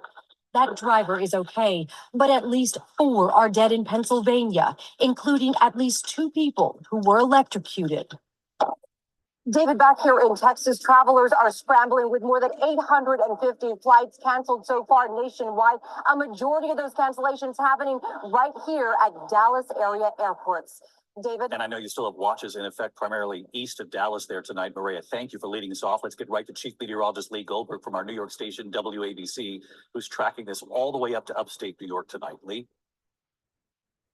David, it's a dual threat tonight. We have active severe thunderstorm warnings and flash flood warnings in the Little Rock area. Heavy line of storms down to Shreveport. It's a threat of damaging winds and hail, and then the flooding threat as well. And this area is just going to creep eastward during the overnight, means extensive flash flooding. A lot of these areas, Texas, Oklahoma, Arkansas, we've seen up to a half foot of rain, and we had the wettest month of April all time across the state of Oklahoma. That's significant risk from Waco up to about Fort Smith. The severe weather will expand all the way to the Ohio Valley tomorrow from Pittsburgh to Cincinnati and down once again to Texas. David?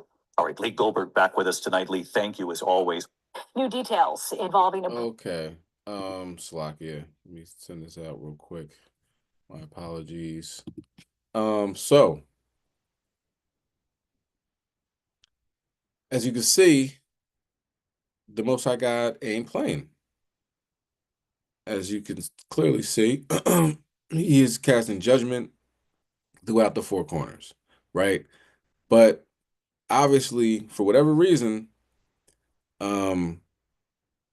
Esau, the other nations, the heathens, they're trying to minimize it.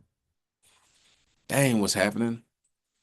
I believe a sphere landed in Colombia.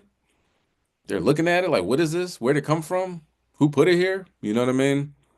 And, they're trying to minimize these things. But the Most High God is showing us who his chosen are, who he's fighting for, and there's nothing that they can do about it, so it's making them upset. All right. Real quick, I was going to say, I'm going to talk about this at the end as well, but while we're here, I got a couple more videos, but I just wanted to bring this part out today, right? So they're listening to you. They're watching you, okay? They're looking for any kinks in your armor, so to speak, right? So make sure you follow these laws and commandments to the best of your ability. So today, Philadelphia police officer was shot, right, at Overbrook High School. Outside Overbrook High School, let out something to that effect. They fight at the end of the day. Somebody pulls out a gun and fires, and a police officer gets shot, right? And that's Will Smith's old high school. Will Chamberlain's old high school. So when Will smacks somebody, he gets it honest. You know what I'm saying? You might have to fight at Brook, right? So the police come to my door, right? Check me out. Before we got on this call right here, before we got on this lesson, police come to my door and say the cell phone. Listen to this. This is all Israel. Please pay attention. It's very important. I'm gonna talk about this at length, in the next couple of days because, it affects us all, right? They said the cop's cell phone that got shot is pinging from my house where I'm at right now. All right? No. You know what I'm saying? We're not gonna do that because I'm not going to no high school let out fighting no teenagers.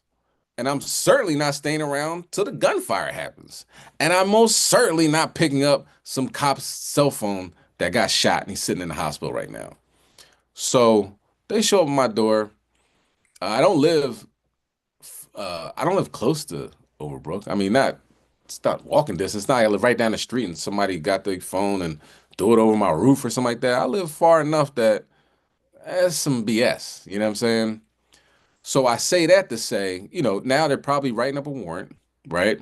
to come in and search up my house and throw everything on the ground and do all this other stuff with their dirty boots and all that, right?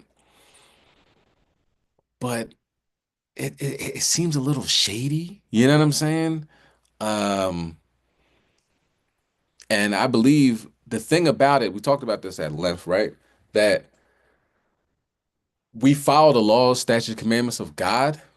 So us following that, we're not sinning. We're not breaking the law of, the land. You know what I'm saying? Because God says don't steal, we're not gonna steal. God says don't sell drugs, we're not gonna sell drugs. Don't God says don't fight people, you know what I mean? Or just walk up and hit people and all this other stuff. You defend yourself. But you know, that criminality leaves when you come into the truth. So for them, paying attention, seeing what we doing, always, everything that Esau does, we just exposing it to the world, put on the internet, sitting at the corner talking about it and everything like that. It must be frustrating. So just like they did with the Black Panthers, they put cases on brothers. All right. So I would say everybody that's in ear, they can hear me in ear distance or whatever. Be aware. Be aware of your surroundings. Stay prayed up. You know, follow the law, statutes, commandments, read your Bible, pray fast, all that good stuff. Okay, because the enemy's gonna come down hard and just making stuff up. What? The phone's pinging it here. You serious? He's asking about my children and everything. My children ain't getting in no gang fights and running and stealing cops' phones. We don't do stuff like that in this house. In this house, we follow the Lord. All right. So just wanted to put that out there. And if anybody else has any similar situations or whatever, we got to talk about these things so we're on the same page. You know what I'm saying? Not being caught out there, because we know how sneaky Esau can be. All right. And it was Esau, I think, probably was a white shirt driving the car. Might have been Esau, I couldn't really see. And it was Moab, tatted up Moab, sitting at the door talking about, we got a ping that's from your house. You ain't get a ping in this house, but I wouldn't be surprised, like I said, if they, type up a warrant and come in here and throw everything around. I ain't got no but books and Bibles, copy books full of, you know what I mean? You see that? Copy books full of verses and Bibles. So you're barking up the wrong tree, Saul. But we're gonna keep doing this work. You know what I mean? Keep praying to the Most High that He destroys you and everything you love. All right? That's how we doing it. It don't stop. It don't stop till the casket drop or the chariots fly, whichever one comes first. All right. So let's continue on. Because I'm wrapped out. You know what I'm saying? Yeah, set up. Like a Tupac in Vegas situation. It's a setup. What y'all doing? Yeah. I'm getting y'all mad. You know, keep going. Don't stop. Okay? Don't stop. And same thing with y'all. Don't stop. All right? This is the truth. All we doing is reading scriptures, right? But it seems like God is listening, pissing people off. Slacky for my language. All right. So we're not just gonna talk about the shower posse with the females. Dudes is doing the same type time. All right, this is the wrapped out section. This is where 2/3 shows up, and just let it be known that we're not just talking about Esau all the time. 2/3 is gone. First thing first, why y'all fighting at this? I mean, high school, you fight after school or whatever. But when we see the cops, I remember in school, oh, the cops here. Y'all don't keep fighting. Y'all don't start fighting the cops. Y'all don't shoot the cops. You know what I'm saying? But they doing all this stuff in wickedness, man. The Most High, if it was, you got a vendetta with the police, you got a vendetta with somebody, you go to God with that. You know? Shout out to the art of anger. You go to God. You pray, you fast, you meditate, and God will take care of it. Okay? But some of our people are just going with the wind. Like this guy. All right, we're gonna get Deuteronomy 28 and verse 54. And this he adds every category to this verse. You know what I mean? Every category. Deuteronomy 28, verse 54. So that the man that is tender among you and very delicate, his eye shall be evil towards his brother, and forward the wife of his bosom, and toward toward the wife of his bosom, and toward the remnant of his children, which he shall leave. All right. Yes, this thing, yeah, this is another terrible um story of our people acting out, you know. It's crazy it's happened around the same time. You know what I mean? I mean, as far as what happened with the sisters in the baby shower, and here go Mayman. All right, let's play it. New details involving a brutal attack in Montgomery County. A man caught on camera assaulting a pregnant Hatfield woman and then running off. Police tell us the suspect is the father of the woman's unborn child. Now, we want to warn you here, the video of this attack is disturbing and hard to watch. That woman is still recovering from her injuries. Our Steve Keeley reports. We now know the source of the screams early Thursday morning. It was a woman who is 15 weeks pregnant. And police now know, they say, the man who confessed to this brutal from-behind sneak attack. 36-year-old Raymond Batista of Allentown, the father of the unborn child, who was a co-worker of the female victim. Police say he punched her in the face, kicked her multiple times in the stomach and back. The attacker had a black ski mask on, seen on her neighbor's Ring camera video. But investigators say he knew where she lived and what time she left for work, 4:30 a.m., and so was hiding and waiting nearby for her as she left her apartment. When he punched, tackled, and repeatedly kicked and slugged the woman, then ran off. According to the criminal complaint, one of the first police officers arriving on scene asked the victim, quote, if she knew anyone who would want to harm her. And she told him the only person she could think of that would want to hurt her was the father of her unborn child, Raymond Batista. According to medical records from the hospital, the victim suffered nasal bone fractures, abrasions, and bruising. Detectives obtained a search warrant for Mr. Batista's vehicle and recovered a black ski mask with eye holes and black gloves from the front passenger seat floorboard. Clothing found was similar to what the suspect wore during the commission of the assault. The victim noted that Batista did know that she was pregnant with his child and stated Mr. Batista suggested she take an emergency contraceptive. The victim stated she told Mr. Batista she was going to keep the child. Mr. Batista told the victim he did not want any involvement in the child's life. Batista, the complaint says, called out sick from work at 2:44 a.m., an hour and a half before the attacker was seen on the neighbor's Ring camera hiding in wait before the assault. During a second interview with police yesterday, Mr. Batista confessed to committing the assault. So now there's an emergency bail hearing in this case set for 8:45 tomorrow morning here at the Montgomery County Courthouse with a different judge. That's after Hatfield's police chief said we asked for bail to be set originally at $1 million. And the first district judge modified that request down to just $75,000 unsecured. Said Chief Tierney, believe me when I tell you, we are just as shocked as you are. Tomorrow morning, we'll find out whether the second judge in this case has quite a difference of opinion and a difference idea on bail for Mr. Bautista.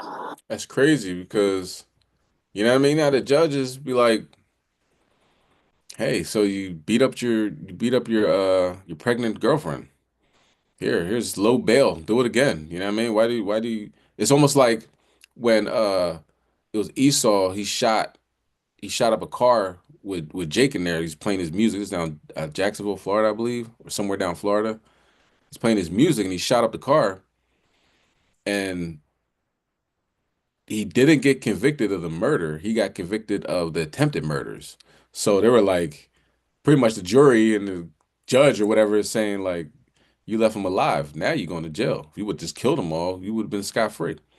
So because he killed the one brother, um, I think his name Jordan, I think his name was, killed the one brother, but the other brothers that were in the car, they got shot. So they said, oh no, no, murder, you're fine. You're good there. The attempted murders, you're going to jail for that though. You know what I mean? So same thing with this guy. Like, oh, you beat her up, she didn't die. Hey, I'll give you a little bail so you can get out there and do it again. But other brothers that haven't done anything, you know what I'm saying? They get roofed in the prison system. But that is America. Let's get Isaiah chapter 1 and verse 5. And everybody on the clubhouse, you can't see, but man, neck, he had a huge neck. Dude wasn't a little guy. You know what I'm saying? So he's punching and pummeling this woman. That's off, man. That's off. But you know, one thing we got to keep in mind though, you know what I'm saying? And as I'm not blaming the victim, so please don't say nothing like that. But if you don't want to get pregnant by everybody, you know what I'm saying? You definitely don't want to get pregnant by everybody. So you got to court. You know what I mean? You got to find out who you sleeping with. You got to find out who you with. You know what I'm saying? It seem like the type of person that will beat up a pregnant woman at 4:30 in the morning, that be sitting there waiting in the bushes, knowing damn well he's supposed to be at work with her. He calls out just to beat her up and puts on a ski mask like nobody knows who you are. Leaves the ski mask in the car. Everything is clothes in the car. You're like, oh yeah, my bad. Yeah, I did it. You know what I mean? So it ain't just Eve jumping people at baby showers. This is no gender wars. Eve is off and Jake is off. You know what I mean? That's as simple as that. All right, let's get that Isaiah chapter 1 and verse 5, starting over 5. Why should ye be stricken any more? Ye will revolt more and more. The whole head is sick, and the whole heart is faint. The whole head is sick, man. Hey, you can't. The gender wars, Facebook gender wars. How come you women always don't be listening and submitting to the man? How come you men are you just lions in your own house and da da da or whatever? Living your second childhood and all this other stuff, going back and forth with each other. The whole head is sick, man. Once we come to that acknowledgement that we all need help, that we all work in progress, then we can move forward. But if we all sitting back thinking God's gift to everything, y'all lucky I showed up, that type of prideful mentality, then we're never going to learn from anything that we do or any mistakes. You know what I mean? Cons just said keeping the laws is a defense against acts like this. Sad. That's absolutely the case. That's absolutely true. That's how important it is to keep the law. Because say this guy, men can be very manipulative, just like women can be very manipulative. He knows he's a psychopath, but he's going to do everything in his power to hide his psycho, his hmm, his psych is I can't think of the word. Um, to hide his psychopath how psychotic he is, he's going to hide that. You know what I mean? Um, but if somebody gives you like a little you know, hint into their life, you like, hold up, I ain't like that. I ain't like the way he acted talking to that waitress. I don't like the way he's talking to his mother on the phone right now. I don't like his conversations. He talks about his ex-girlfriends. You know what I'm saying? Stuff like that. You'd be like, all right, red flag, red flag, red flag. And like Sis says, he don't follow no laws to God. So whose laws do he follow? If he don't follow the laws of God, whose law he follow? Not even the man-made laws. That's in Montgomery County, Pennsylvania. Not even man-made laws he don't follow. He's dealing with Satan. He trying to kick a baby out of a woman at 4 in the morning. Verse 6, from the sole of the foot even to the head, there is no soundness in it, but wounds and bruises and putrefying sores, that they have not been closed, neither bound up, neither mollified with ointment. So when it comes down to the whole head is sick, we haven't been healed. We haven't been healed since slavery. You know what I mean? We say, oh man, that person has a slave mentality because that slave mentality has been passed down from generation to generation.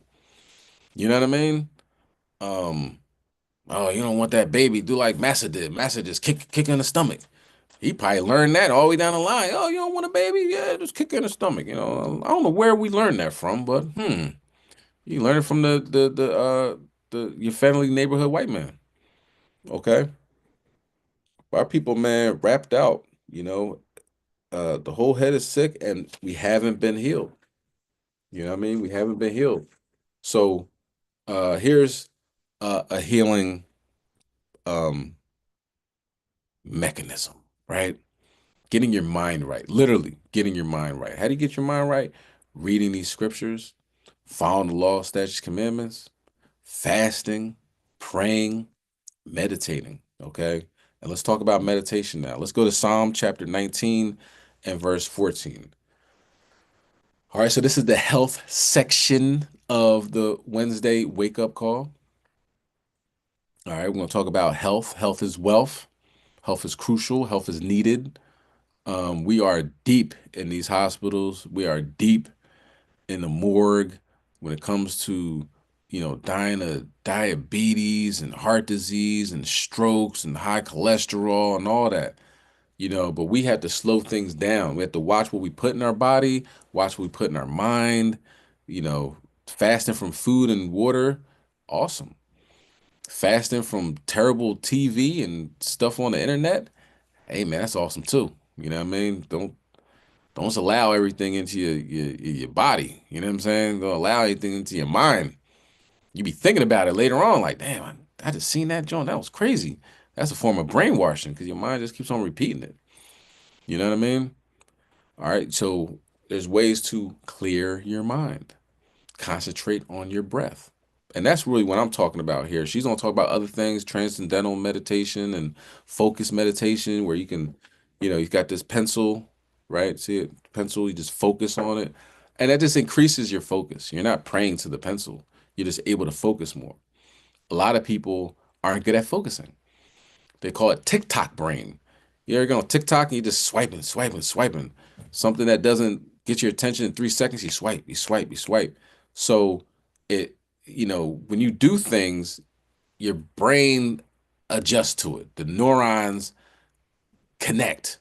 So now you're teaching yourself how not to pay attention to anything, how not to have any type of focus on something. You watch a TV, you're watching your movie, but you're on your phone at the same time. You got your computer right here, you got your iPad right here, and you're watching a movie, you're not even doing anything. You're not focusing. Okay. People say, oh, I can multitask, but why would you want to? You know what I'm saying? Let's get our focus together. So when we pray, we can focus to the Most High God. When we meditate on what the message is and what we want to talk to the Most High God about. Psalm 19 and 14. Let the words of my mouth, I'm saying, and the meditation of my heart, which is your mind, okay, be acceptable in thy sight, O Lord, my strength and my redeemer. So the words that come in your mouth are important. You know what I mean? A soft word can a soft word can turn away wrath. Paraphrasing. Um, Words can uplift. Words can rejuvenate. Words can do amazing things, but it can do the exact opposite too. So it's very important to tame that tongue, right? And also, if you're speaking it, you're obviously thinking it. So the meditation, the focus of your heart also needs to be in control because the angels can read your mind. The Most High can read your mind. God, Yahweh Shai can read your mind. So you're not getting away with anything with them. You might be sneaky with other people, but you can't do that with the Most High, Christ, and the angels. So what do? Get your act together. Get your thoughts in order. You know what I mean? Let's get Psalm 46, verse 10 on deck. Okay, so it's very important to get your mind right when it comes to what you're thinking, what you're allowing into your circle, what you're allowing into your space, if you will. This is my circle of trust. Esau said, and what was that? Meet the Falkers or Meet the Parents or something like that. It's the circle of trust. You know what I mean? Don't let nobody in this circle of trust that ain't trustworthy. And the people that you should put in this, people that uh have um over time shown you that they, uh aren't a scumbag. You know what I'm saying? But most anything you want to put in a circle of trust is um these law, statutes, commandments. Okay, but let's watch this. This is a very good video. Um, this is a sister talking about meditation. So this is the health section, how meditation heals your brain. Have you ever tried meditating and thought, is this actually doing anything? Maybe you've heard that meditation helps with stress, focus, or emotional balance, but it just felt like sitting in silence, waiting for something to happen. Well, here's the thing. Whether you feel it in the moment or not, meditation is changing your brain in ways that scientists can actually measure. And these changes aren't just temporary. With consistent practice, meditation can reshape key areas of your brain, helping you regulate emotions better, improve focus, and even rewire patterns of stress and anxiety. I'm Dr. Tracy Marks, a psychiatrist, and I make mental health education videos to help you strengthen your mind, fortify your brain, and build resilience. In this series, we've been exploring the mind-brain connection and how to develop lasting mental strength. In the last video, I talked about the neuroscience of breath work and how controlled breathing can instantly shift your emotional state by activating your parasympathetic nervous system. But what if you could take that even further, training your brain to become more resilient to stress long term? That's where meditation comes in. Today, I'm going to break down exactly how meditation changes your brain, how it affects your stress response, and which types of meditation work best for different mental health benefits.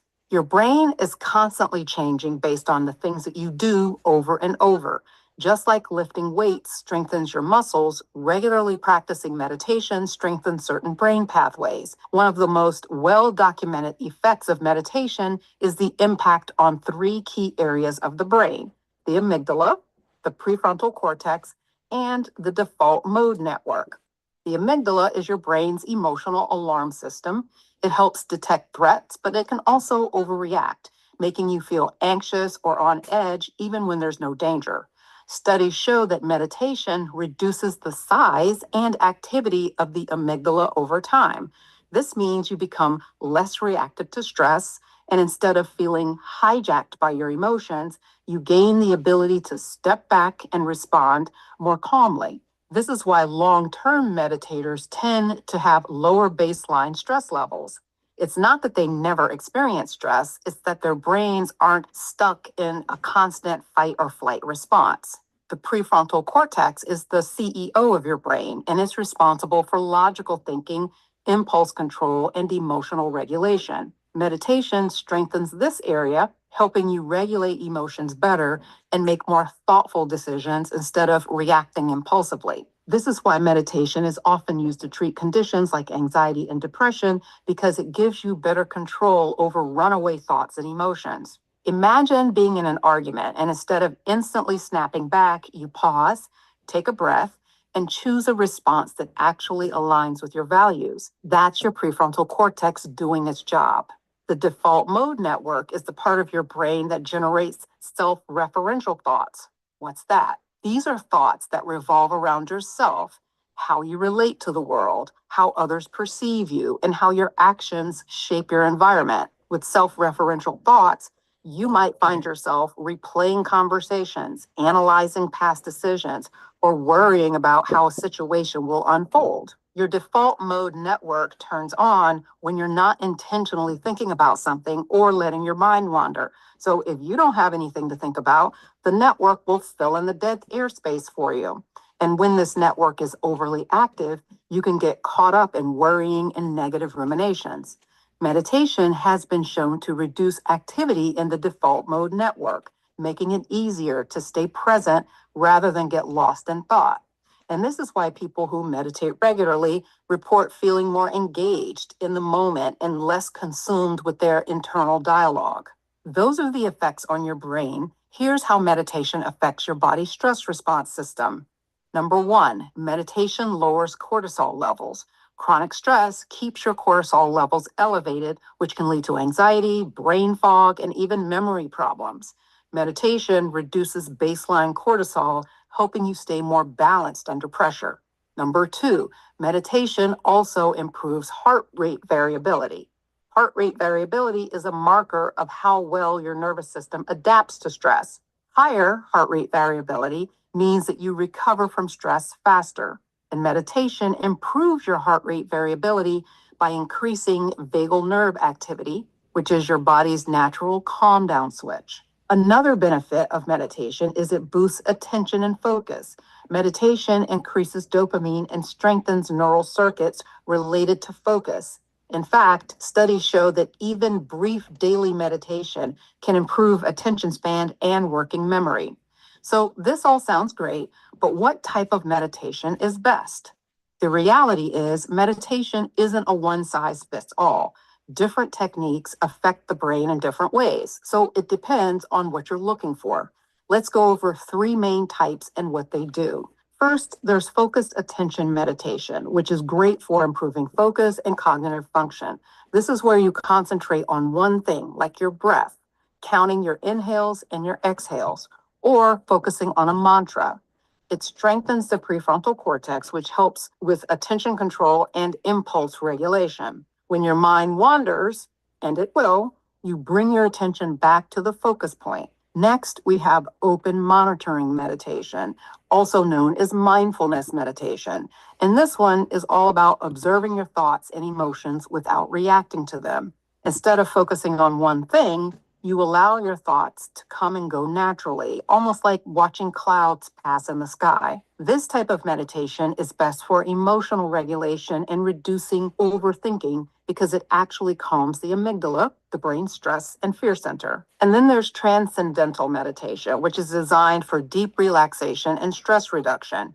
It involves repeating a mantra, but unlike focused attention meditation, where you actively refocus when your mind drifts, transcendental meditation is passive. You repeat the mantra gently, allowing your thoughts to flow without controlling them. Now, one important thing to know about transcendental meditation is it's typically taught by a trained instructor, and the mantra that you use is personalized to you. You can practice other forms of meditation on your own, but traditional transcendental meditation usually requires learning through a structured program. So to recap when to use these, if you want to improve focus, go with focused attention meditation. If you need help managing emotions and stopping overthinking, try mindfulness meditation. And if you just want deep relaxation, transcendental meditation may be your best bet. Here's how to get started. If you're new to meditation, keep it simple. Just 1 to 2 minutes a day is enough to begin. You can always build up gradually over time. Use an anchor, like focusing on your breath or repeating a mantra or listening to a steady sound. And be patient. Your mind will wander, and that's completely normal. The practice is in noticing when it happens and gently bringing it back to your focus. If you struggle to focus, guided meditations can also help. Having someone walk you through it can make it easier for you to stay present. And remember, this is like working out a muscle. The more you practice, the stronger your brain circuits become. Before we wrap up, here are a few key takeaways. Meditation physically changes your brain. It shrinks the stress center, strengthens the thinking brain, and rewires negative thought loops. It lowers cortisol, improves focus, and enhances emotional control, all things essential for resilience. And there's no one right way to do it. The most important thing is to start small and find a practice that works for you. Next up, we'll explore movement-based mindfulness. So if you find sitting meditation challenging, this would be a great alternative. If you found this helpful, be sure to subscribe so you don't miss the next one. Right on, sis. Okay, so yeah, very important, okay? Trying to get to the next level, all right? The next level. You know what I mean? Being aware, conscious, you know what I'm saying? And some of the most conscious people I know are Israelites.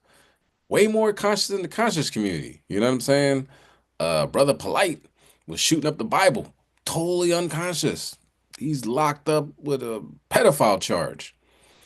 Not the best thing to do in prison. You know what I'm saying? He might have to be in PC, protective custody, where somebody want to shoot up his club. Pause. Okay? But important thing about meditation is it is like he said, it is getting closer or getting more aware, you know what I mean? of your surroundings, of your thoughts. There's other meditations where you're just really just thinking, you know what I'm saying? You're just um letting your mind go. Where's your mind take you? You know what I mean? Does your mind take you to a dark place? Does your mind take you to a happy place, to the kingdom? Like, try to figure yourself out. You know what I mean? Try to figure out what makes you tick, you know? Do you have past trauma that's holding you back that you never addressed? In meditation that can come out.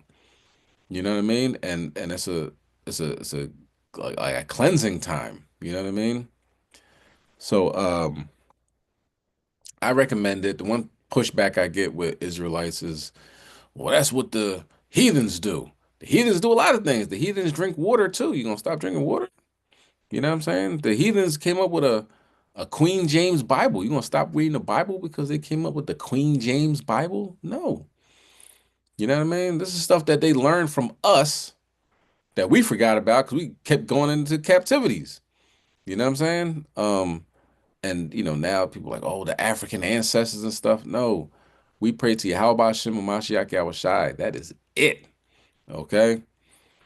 Um, so no Krishna, no Buddha, no weird meditations of chanting weird stuff that you don't even know what it means. I'm not talking about that. I'm talking about just concentrating on your breath, breathing in and having your chest expand outward because that's where your lungs go outward. So you outward and not up. You're not taking a deep breath and your shoulders raw in your ears and all that. That's not a deep breath. Deep breath is having your ribs expand outward. You breathe into your nose, out through your mouth. Boom. Do it again. Do it again. Do it again. There you go. And like she said, you could do it for a minute, 5 minutes, and go up from there. You know what I mean? But in my experience, uh, doing that and following the law, statutes, commandments, and you know what I mean, you're gonna experience some things. You're gonna see some things. You're gonna uh, have experiences with chariots, have vivid dreams, messages. You know what I'm saying? That you can decipher and write down and come back to later. You know what I mean? So you're not surprised by anything. Not surprised by the cops showing up to my house. You know what I'm saying? I expect these things because through my dreams and through reading the scriptures, I'm prepared for stuff like that. You know what I mean? And I'm not stressed like, oh mom, I don't know what I'm gonna do. No. As long as you're still breathing, you still got 10 fingers, 10 toes, ain't nothing to be stressed about. Scriptures say you might be in jail for 10 days. Scriptures say that, people are gonna have to be killed just like the martyrs had to be killed. You know what I'm saying? And we're in an evil place. It's an evil country ran by a bunch of evil people. So evil things are gonna happen. You know what I mean? We gotta prepare ourselves mentally, physically, and spiritually for anything. Okay? And that should be our focus. Okay? Following these laws, statutes, commandments, and getting closer and closer to the Most High God and crying out to him, praying to him to the point where like our ancestors were crying out to him in ancient Egypt and he heard their cries and what he do? Sent Moses and Aaron. All right. That's the plan. That's the move. Okay. Where am I at? Let's go to Psalm 46. We're going to start at 7. Psalm chapter 46 and verse 7. The Lord of hosts is with us. The God of Jacob is our refuge. Salah. Come, behold the works of the Lord, what desolations he had made in the earth. God is destroying this place. And brought out we brought out in matter of fact, let's get that. Zephaniah. Let's get Zephaniah 2 slash here. 2 and verse 3, I believe. Let me see. 2 and verse 3, come.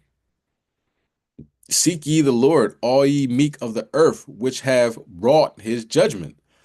All right, so we play a role in this. You know what I'm saying? It's like the the two witnesses in Revelations, the northern and southern kingdom.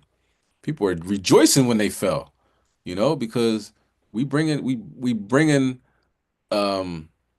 exposing the evil and wickedness that's happening on this planet to the Most High.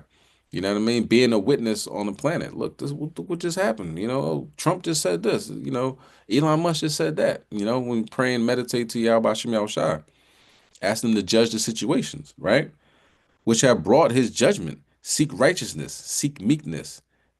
It may be, Salakia, it may be ye shall be hid. It may be ye shall be hid in the day of the Lord's anger. All right. So, putting judgment out there. You know what I'm saying? Playing our part as law-abiding Hebrew Israelites on this planet. You know what I'm saying? All right, let's go back to 46. 46 and 8.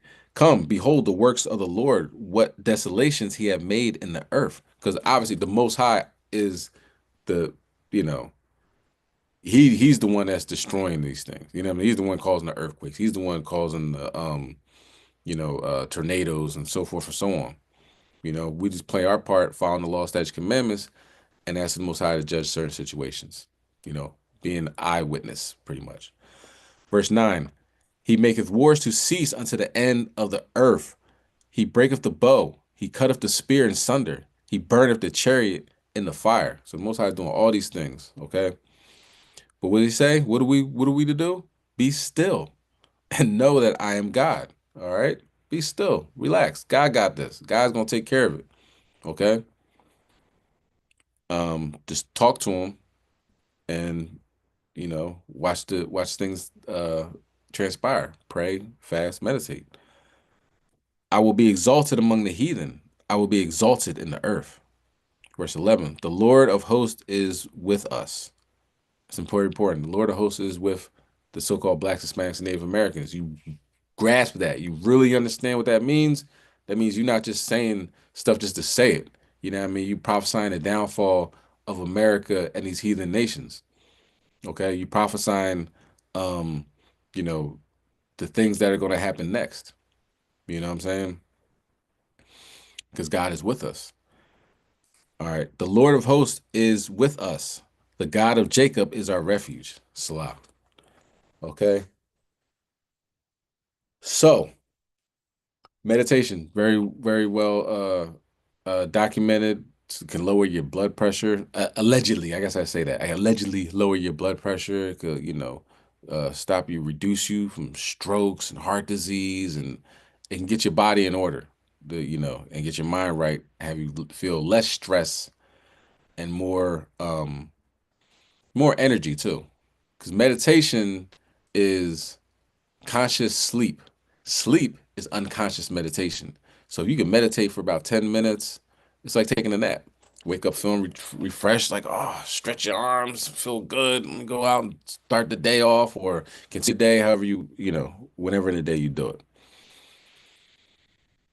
All right, next, let's get to the entertainment section. What is going on in the entertainment section? Let's get Matthew chapter 5, verse 19.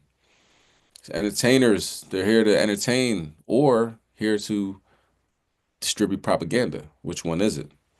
You tell me. So one of a prominent entertainer in the entertainment business tragically lost their life. Let's talk about it. Details on the passing of singer Jill Sobol. Jill Sobol, the acclaimed singer-songwriter known for her groundbreaking 1995 song, I Kissed a Girl, tragically passed away in a house fire in Minneapolis early Thursday morning. She was 66 years old, and her representative confirmed the news. Sobol's career spanned over 3 decades and included 12 albums. She gained fame not only for I Kissed a Girl, but also for her hit Supermodel from the film Clueless. In recent years, she created the autobiographical musical Fuck 7th Grade, which received critical acclaim and enjoyed several theatrical runs. A cast recording of the musical is set to be released on June 6th, along with a special 30th anniversary reissue of her self-titled album featuring her most iconic songs. Jill Sobel's contributions to music and her impact on LGBTQ plus representation will be remembered by fans and artists alike. Her legacy will continue to inspire future generations. Hopefully, the legacy will inspire people not to do what she did. You know what I mean? She made a song called "I Kissed a Girl" and I'm gonna do it again, or something, or I kind of like it, or something like that. I think Katy Perry has something, a song like that. "I Kissed a Girl" and I liked it, but this one was like, "I kissed a girl." I can't even think of the song how it goes, but it's something like that. You know what I mean? But yeah, she died in a fire. It's rough. Like we read in Iraq 39 and 28, or 39 and 29, fires made for vengeance. And you could see, like, this happened in the 90s, the song came out. I remember Roseanne kissed a girl, you know what I mean? In her her show, Roseanne's show. So it was like you could see the steps, it's baby steps. Like Satan has a long time, right? Or I would say now he has a short time, but you can see the steps it took to get to where we're at now, where Megan Thee Stallion and Cardi B are like doing all types of freaky stuff on the stage. You know what I'm saying? Madonna and Britney Spears kissing each other on the stage at the Grammys. It's like we're gonna do this, wait a little bit, let it, them talk about the controversy, then we're gonna do a little bit more, do a little bit more, backtrack a little bit, and then do more. You know what I'm saying? So um she was one of the people that originally are like, talking about lesbian relationships, you know, in in a so-called Christian nation, and people just kind of like, all right, it's a song, and just kept going, kept going. Also, it's a when I find this video, and I've been looking for it for a long time. It's been out like when YouTube first came out. It was a video. It's done by some Edomite church, but it was well done. You know what I mean? It starts with like in the 1920s when TV just came out. In this first movie, this critically acclaimed movie, you could see this woman showing her bare ankle. Normally they have to have socks on, and she had an ankle exposed. And then 4 years later, somebody shows a knee. Like it went from the real basic. Mute your phone. A lot of noise in the background. Huh. Um, Real basic things of, you know, like that's not that bad. Like you watch it now, you're like, oh, that wasn't that bad. But back then it was like, oh my God, she just showed her ankle. You know what I mean? To now it's like every movie, in the 90s and 2000 had a sex scene, and you know what I mean? It just got very vulgar from there, you know? But she's the problem. She's part of the problem, and the music brought it out. And now, like, if you say anything wrong about anybody that's gay or lesbian, you're in HR, you're fighting for your job. They're making laws where if you disrespect them or whatever like that, you get thrown in jail, you violating their civil rights. They try to get all that stuff written up. Trump is reneging, I mean, pulling back on that, but still, All right, but let's get that. Matthew chapter 5, verse 19. Whosoever therefore shall break one of these least commandments and shall teach men so, he shall be called least in the kingdom of heaven. But whosoever shall do and teach them, the same shall be called great in the kingdom of heaven. Now, I just put that out there because first of all, having a lesbian relationship isn't least in the kingdom of heaven. It's not like a small commandment break. You know what I mean? But I just wanted to say this scripture because if you teach people to go off, you're going to get in trouble. Um, you know, you're destined for a lake of fire. And this Edomite got burnt up already, you know what I mean, in her house. And when judgment time, well, she's already gone, but I mean, you know, she has a lot to pay off. She got a lot to walk off. It ain't just, she burned and that's it. She's gonna be back and working and carrying cotton and 500 pounds of cotton, 1,000 pounds of cotton, working hard. She's gonna be working hard, okay?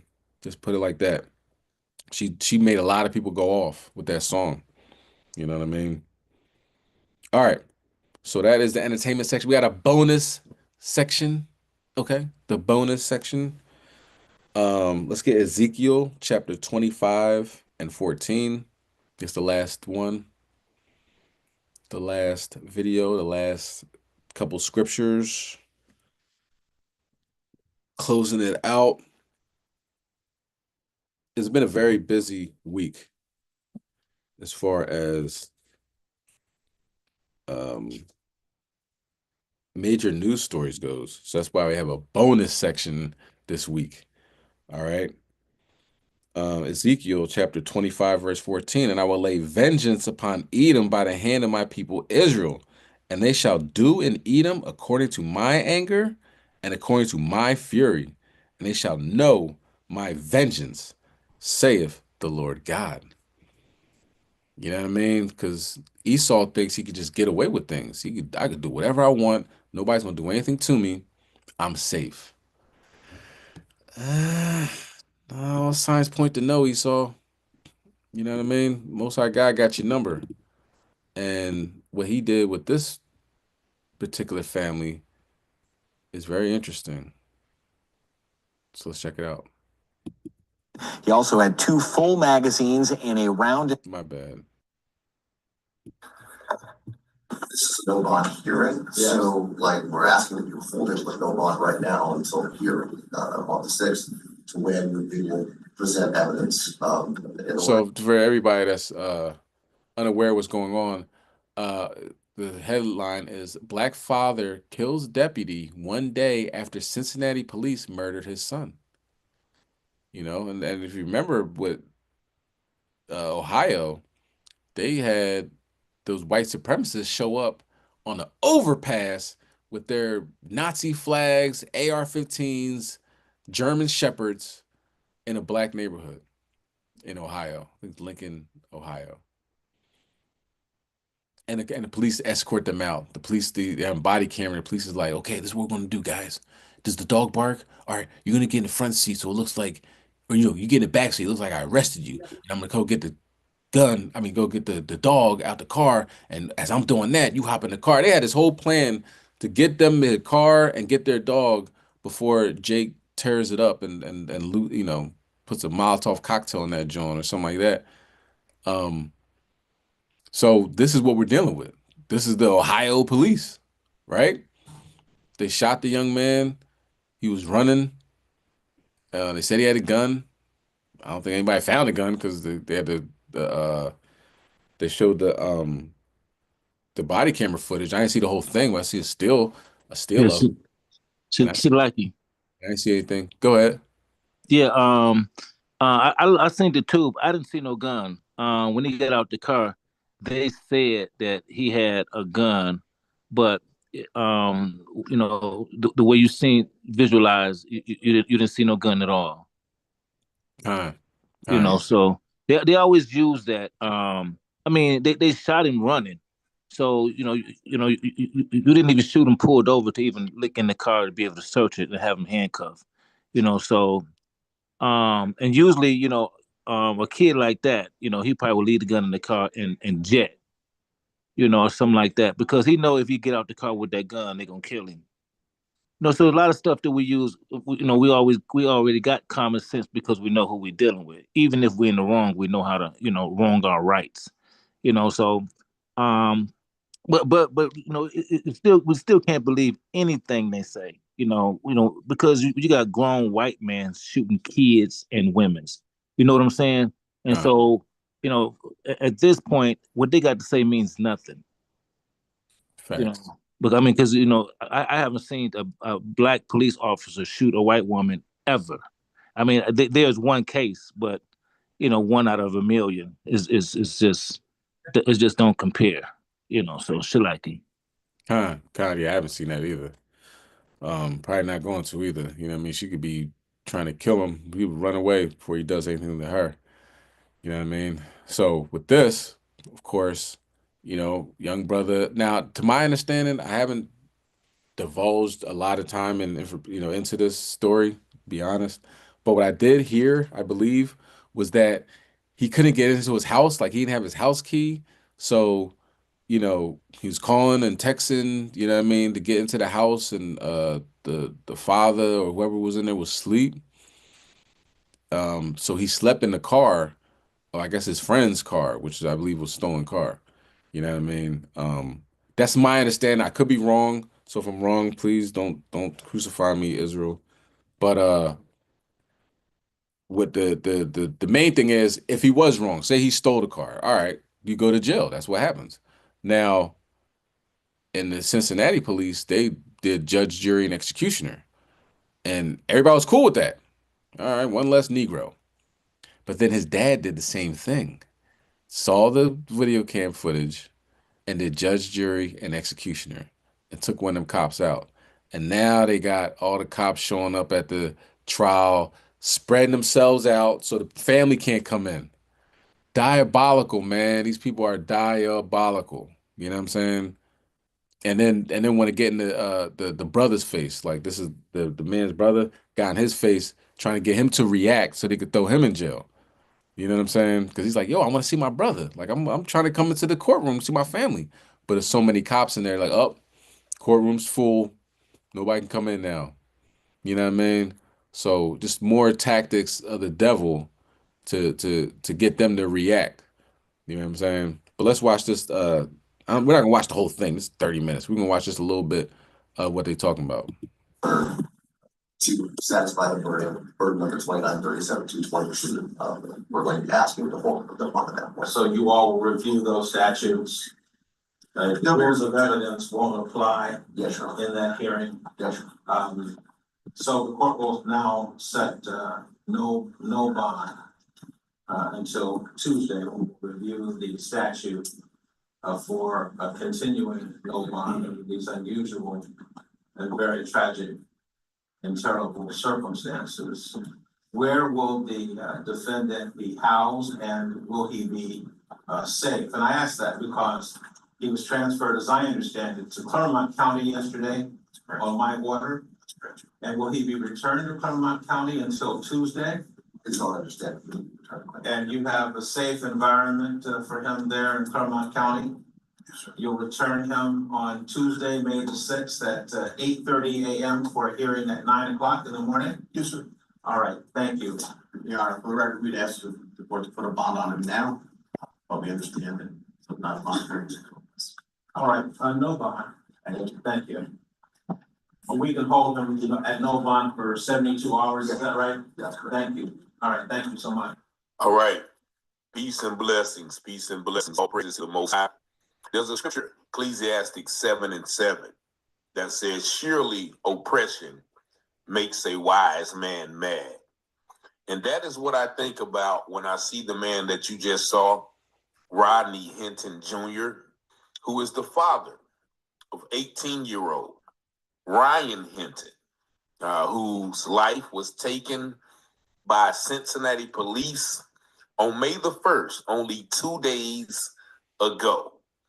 And Mr. Hinton Jr., the man that you just saw in the cuffs, was later arrested for running over a deputy in the performance of traffic duty.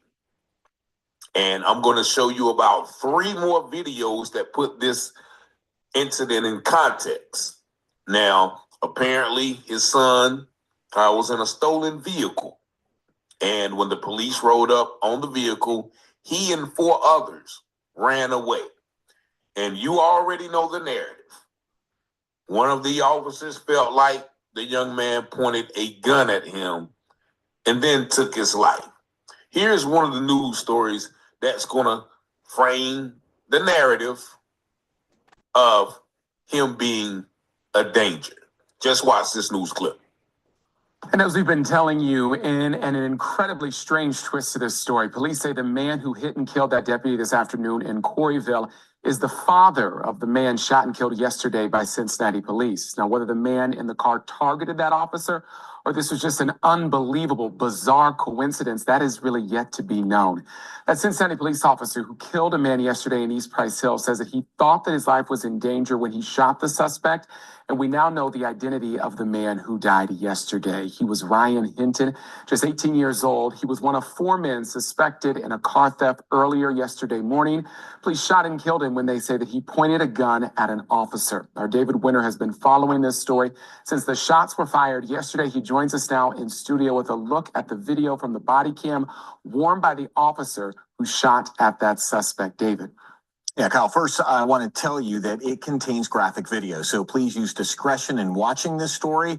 It's a lot for younger eyes to see. Now, that said, it's video from the camera of the officer who is running, and it's not overly clear. This, again, is all related to that officer-involved shooting from yesterday. We now know that an Edgewood, Kentucky man reported his Kia SUV, that one right there, stolen early yesterday morning. Police tracked the car's GPS to the Westview condos in East Price Hill.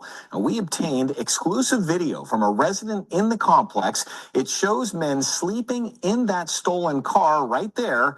And that was at about 9 a.m. A half hour later, police arrived at the scene. In the next 6 seconds of change, police say the 4 men jumped from the stolen car and ran when they were told to stop. Now, one of those men, Ryan Hinton, was shot by police. This is the gun that he had recovered at the scene, that police recovered at the scene. He also had 2 full magazines and a round in the chamber. Now to the video. First, we are going to show you the body cam video that was worn by that officer who shot and killed Hinton. That will be followed by Chief Thege's answer when I asked whether the suspect pointed his gun at the officer, and then I'm going to help clarify what the chief said.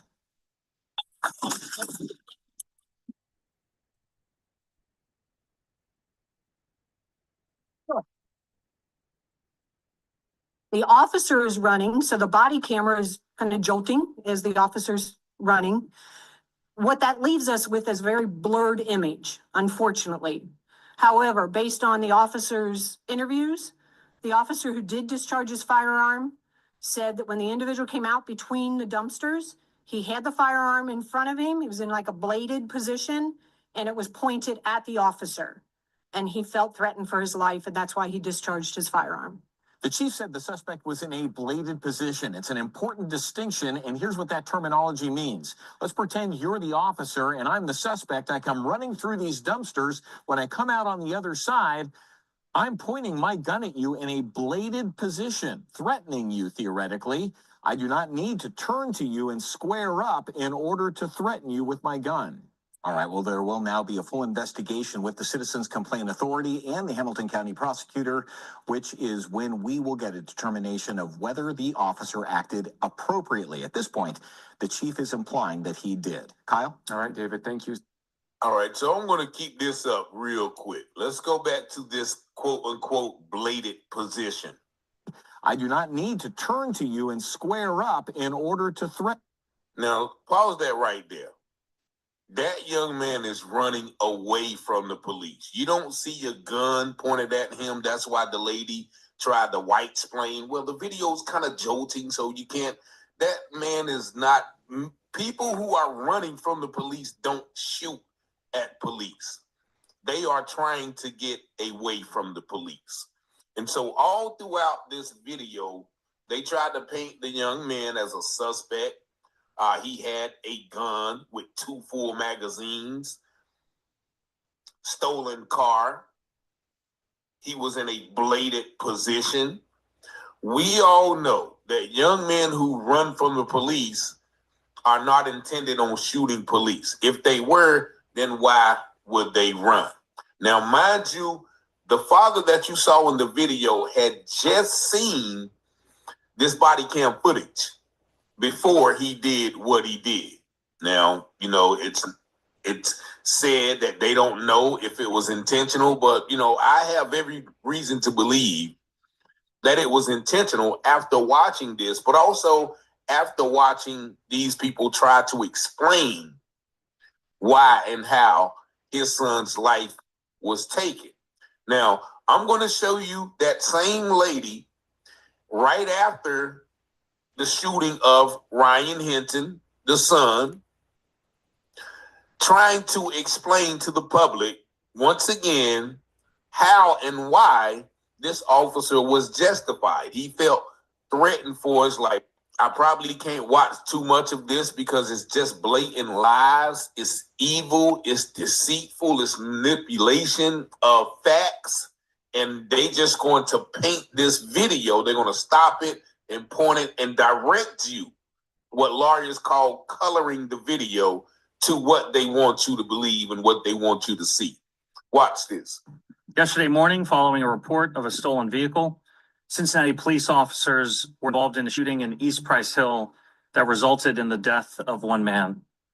I'm here with Police Chief Teresa Thigi, Councilmember Scotty Johnson, City Solicitor Emily Smart Warner, and Assistant City Manager John Brzezina. We as a city take the loss of life extremely seriously in every circumstance. It is always a tragedy, and it's a tragedy here today. And the processes we have in place because of the collaborative agreement are here to ensure transparency and clarity as we move forward. Thankfully, all the responding officers were unharmed. Thank you, and I will now invite Teresa Thigi to speak. Thankfully, all the responding officers were unharmed. But what about the child that those officers ended their lives? But just listen to her just try to paint this picture. Good morning, everybody. Thanks for joining us today. Before I start with the presentation itself, I want to say, when an incident like this one that happened yesterday occurs, the impact is felt long after the moment itself. The emotional toll doesn't end quickly. It lingers with the families, the officers, and the community for an extended period of time. Officers across the country confront dangerous situations every day, sometimes more than once a day. They are often compelled to make split-second decisions to protect others and themselves when faced with immediate threats. Yesterday was one of those occurrences. Let me be very direct. We cannot allow individuals to flee from officers with a loaded firearm aimed at them. When this happens, the outcome is almost always tragic. No one wins, and everyone involved is affected. As I review the sequence of events from yesterday, you'll see exactly how rapidly these things evolve, and it will permanently alter the lives of everyone involved. So to give you an idea, this is 2500 Warsaw. I'm gonna step out in front for a minute. Warsaw Avenue is down here. This is the long driveway, goes up a hill. Where the incident occurred is at the dead end of the parking lot back here. You'll see vehicles there now. You'll see a photo. The stolen car that we're going to talk about was backed into a parking spot back there.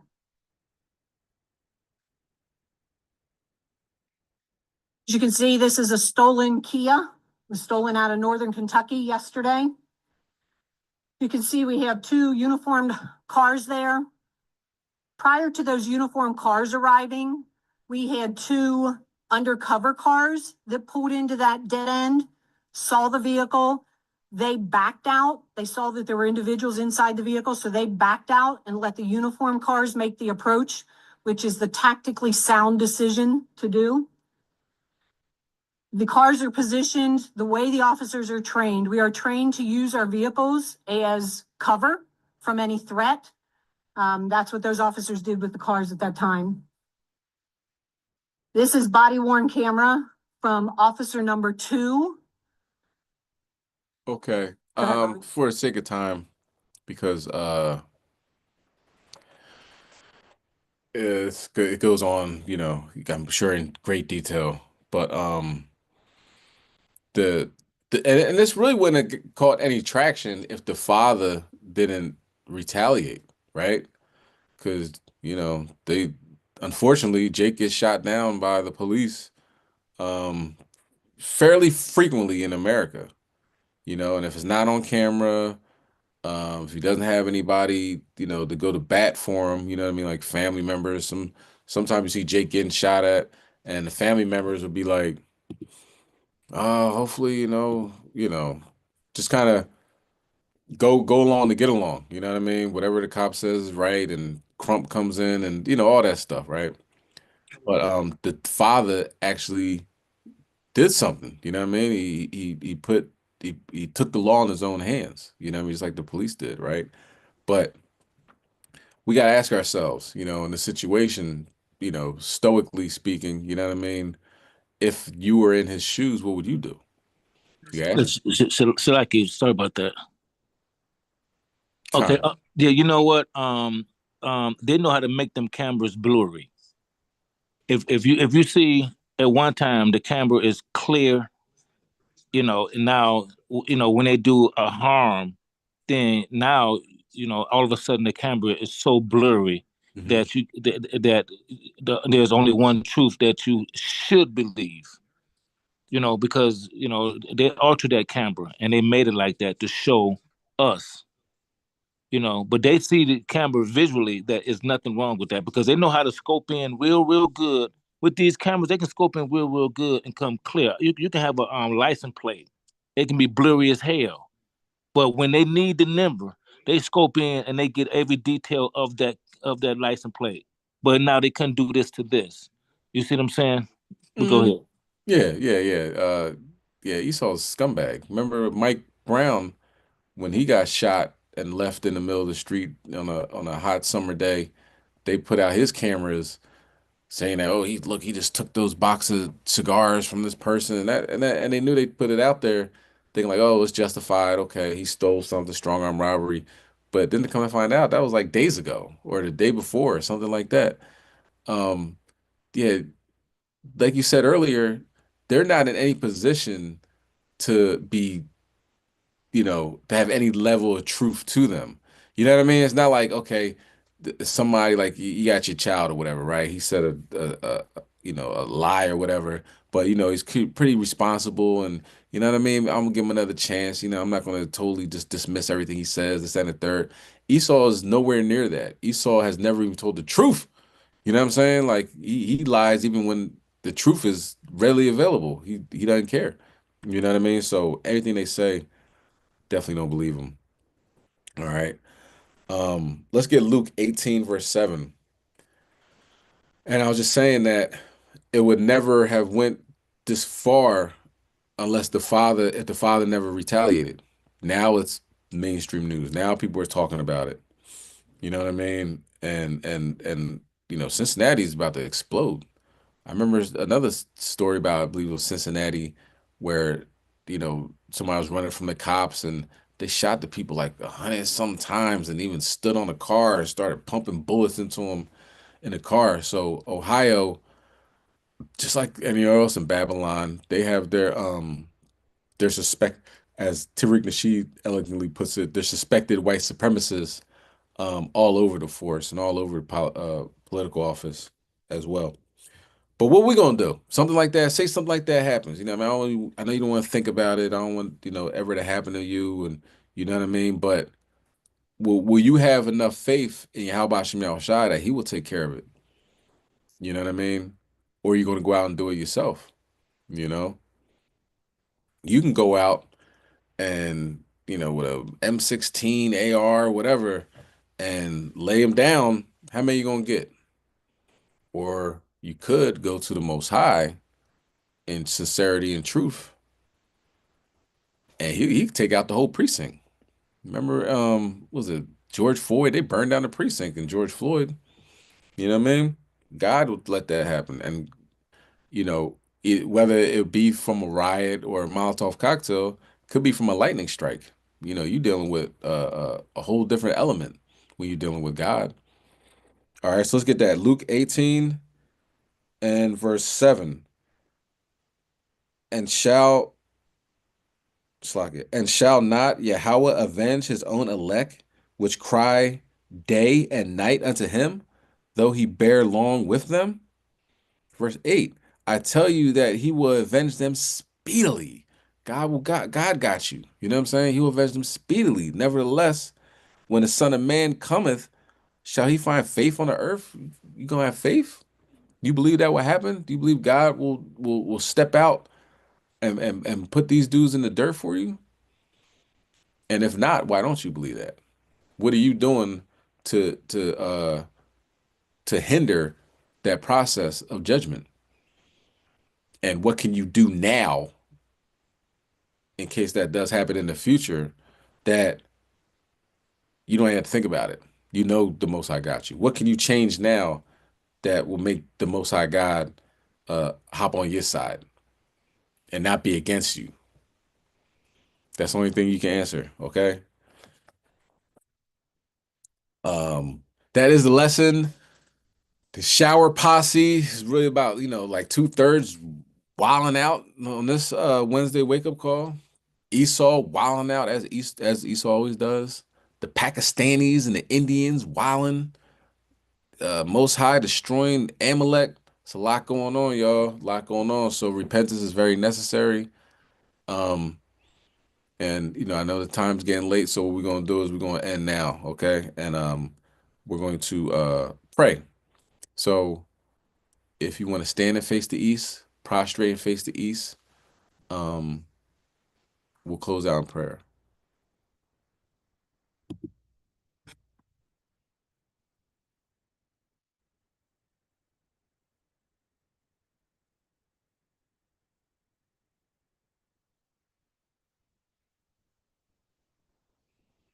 All right, this is the Lord's Prayer in Paleo Hebrew.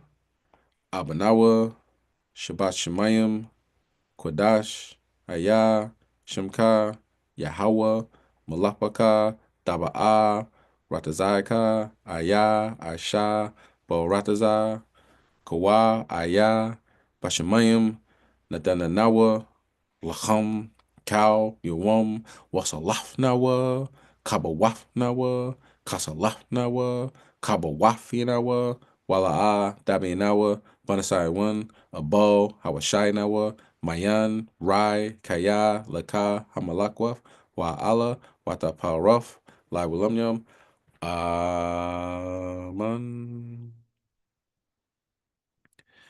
This is the book of Matthew, chapter 6, and verse 9. After this manner, therefore, pray ye, Our Father, which art in heaven, hallowed be thy name. Thy kingdom come, thy will be done, in earth as it is in heaven. Give us this day our daily bread, and forgive us our debts as we forgive our debtors.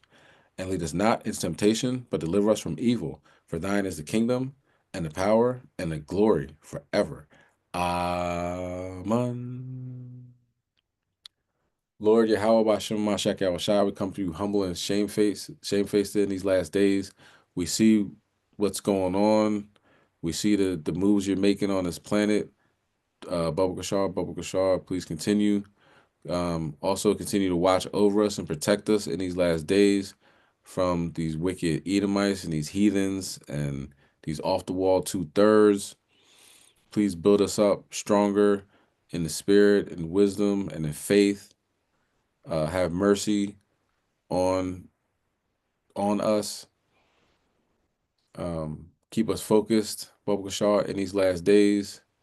Destroy our enemies and uplift us spiritually, physically, emotionally, financially.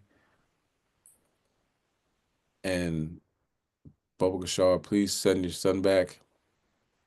Make haste to send your son back so he can destroy this place and bring us to the second wilderness. Most High willing, we make it out of there into the land filled with milk and honey.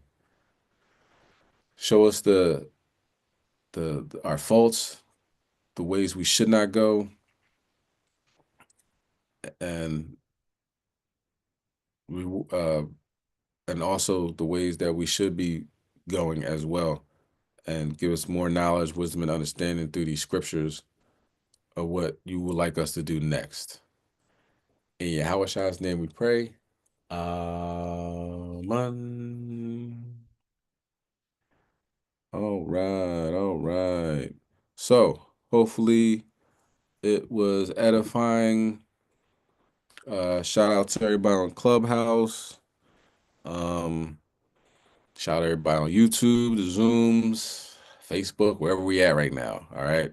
Let's just keep doing the work, put our head down. And like I said, there's just to reiterate, I said I'm gonna talk about it at the end just a little bit because nobody paid attention to it. A cop got shot in Philadelphia, and a couple hours later they show up at my door and say his stolen cell phone is in my house. I don't shoot cops in Philadelphia. I do lessons. I read the scriptures. Do you understand? So we understand that it's going to be a point in time where they're just like the gloves are off. You know what I'm saying? And I don't know if this is that time, but I'm just going to give you a heads up that that just happened to me. So who knows if this is just a local thing or it's spreading out to like, yo, hands off. I mean, we gonna bother these Israelites or harass them or something. There ain't no damn cell phone in my house and no shot cop. Okay. So I say that to say keep your eyes open, stay focused, look for, you see a car that's just sitting there. You know what I'm saying? Um, Somebody's delivering flowers for 5 days, like on The Simpsons. What did it say? It said flowers by Irene, FBI. You know what I'm saying? On the side of the van. So let's not be surprised about anything that happens, what Esau does, but see what the Most High got in store. You know what I mean? They dig a hole, Most High have them fall in it. You know what I mean? So Most High will be exalted uh, uh, either way. All right. So to all the brothers, Yahweh Shem Yahshua Barakatham. Sisters, Yahweh Shem Yahshua Shemartham. Chrome Yashala, we got next. HOY to the cherries fly. Pull up, boys. You know what I mean? Don't scream it if you don't mean it. Only scream it if you mean it. You know what I'm talking about? All right. Kom Yashala. Shalom. Shalom.